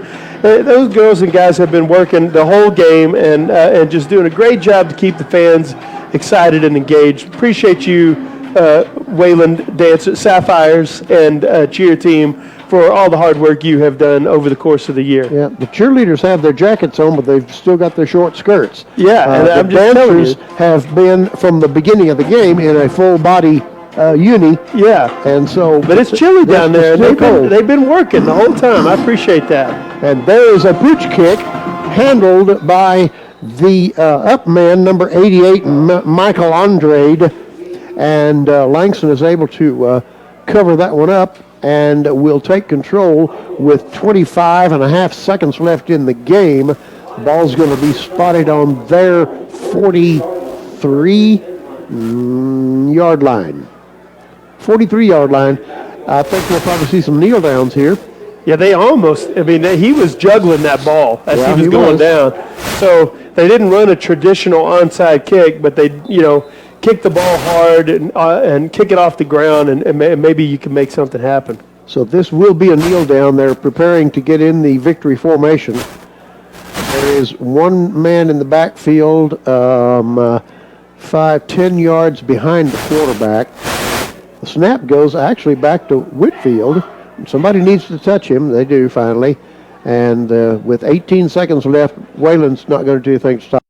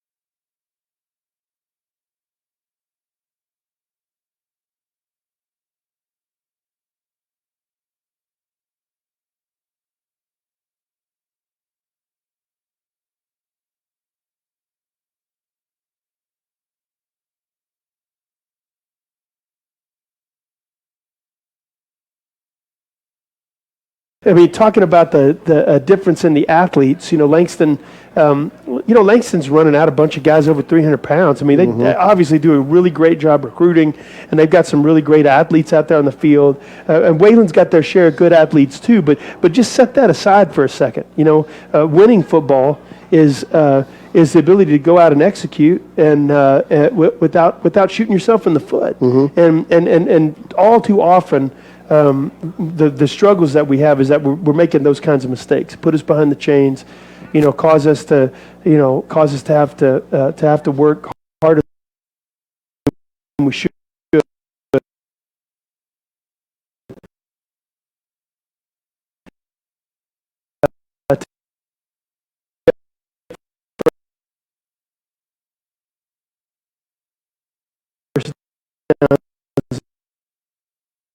Football. So, I think that's the step I most want to see this team take, because there hasn't been a seed. Always seems to be rashes of turnovers. Always seems to be penalties at really terrible times, and just undisciplined play here and there, and those kinds of things are the things that I think that this team's really got to clean up if they're gonna take the next step as a program. Well, the Pioneers did outscore Langston in the second half, 14-7. Sure. So which says a lot about the first half. Right. If we hadn't given them a 28-point lead in the first half, this would have been a football game. Yeah. And, well, it says a lot about the first half, and it says a lot about probably Langston's approach in the second half. So they ran the football a whole lot more. They kept the ball on the ground. They didn't. They kind of changed their approach in the second half too. But you're right. I mean, what the Pioneers showed us in the second half is that they have the ability to play with a team like Langston. Yeah. I mean, maybe Langston's a little bit more talented of a football team. Maybe Wayland is going to lose the game to Langston because they're just a little bit better of a team. But we have the ability to go toe to toe with them. Yeah. There's no reason why you should be losing the game by 22 points in the fourth quarter, right? That's because we're 28 points in the first half, which is a lot of it has to do with, some of those opportunities for touchdowns were given to them because of just, mistake. Two guys with the same number running out on punt team, on punt return. Like those kinds of things are things you can control. You can stop those things, And if you don't make those mistakes, right, then even if you're playing a team that may be a little more talented than you still have a chance against them because you're not shooting yourself in the foot. You make the other team beat you. Yeah. And that's something that I feel like I haven't really seen a whole lot from our teams. And so I think that's the next level. But statistically, 23 first downs for Langston, 16 for Wayland. They had 230 yards rushing, and they just really dominated in the second half. Look what Whitfield did by himself. 183, 24 rushes, 183 yards, 7.3 yard average for the game, and he had 64 in the first half. So that's 120 yards rushing in the second half. And so, so he just really came out, and that showed kind of where they were focused. But passing yards, 301 passing yards, so 531 total yards for Langston, 311 total yards for Wayland. We had 263 passing, 48 rushing, and really that inability to rush the ball consistently also caused issues for us. The leading rusher for Wayland was Jarrell Peterson, actually it was Nick Quintero, had 45 yards rushing. Jarrell Peterson had 32 rushing. Nick Quintero, 20 for 38 with 2 interceptions, both of those in the first half. He finished with 263 yards and 2 touchdowns. So 2 interceptions, 2 touchdowns. Braylon Kirby had 5 receptions for 46 yards. Noah Luan 2 for 63. Remember, he had that 53-yard touchdown reception to end the first half. And Deshaun Johnson had 3 catches for 45. All of that was in the first half. He didn't really weren't able to get him the ball too much in the second half. And then for Langston receiving, Isaiah Chaputis, who is a fantastic player, went down with looked like a significant injury in the first half. He had 138 yards receiving on 5 receptions in the first half. So that bodes well for them going forward. He's going to be a force to be reckoned with for them going forward. So, I saw him at the end of the game walking on crutches toward the locker room. So he was in street clothes walking toward the locker room. So yeah, and boy, we just knew as soon as he went down that looked like a significant knee injury. So just prayers for him and for a quick recovery. For him, because I know he was disappointed to have his season. They're still going to be playing.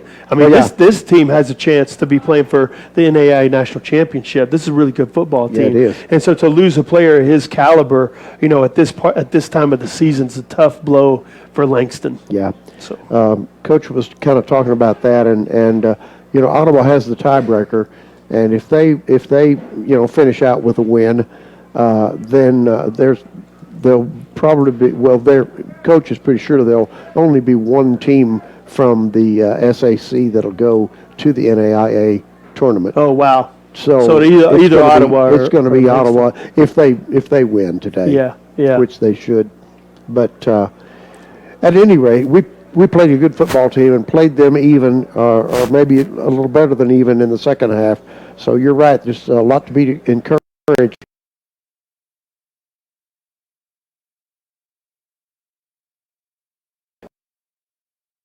Congratulations to Casey Buck.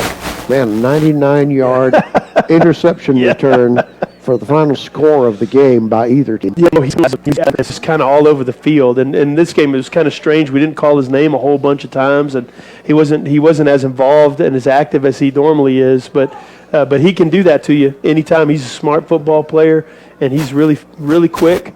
And so it's interesting to see where his career goes, over the course of the next couple of years. I think he's got 2 more years of eligibility. Yeah, he's a sophomore this year, so we've got him for 2 more years. That's a good thing. I'm just so encouraged by the underclassmen on this team.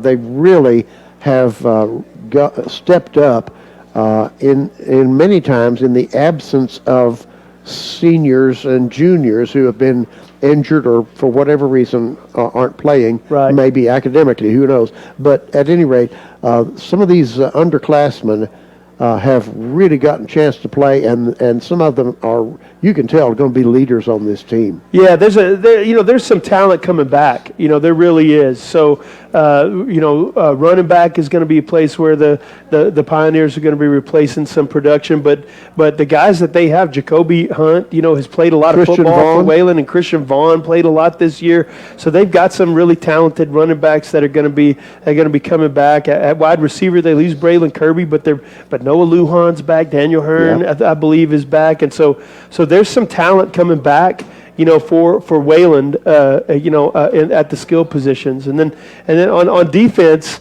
There's a lot of young guys that were playing out there this year, and so that I think you really do have a chance to improve a little bit on defense, So I think there's a lot to look forward to for the Pioneers going into the next year. But as always, though, the big focus is well, look, we know we're going to have some talented football players. We know Nick Quintero is coming back, but he's not the only one. Brooke Quinones is coming back at quarterback. Next year is not like the job's just going to be handed to Nick Quintero when he comes back.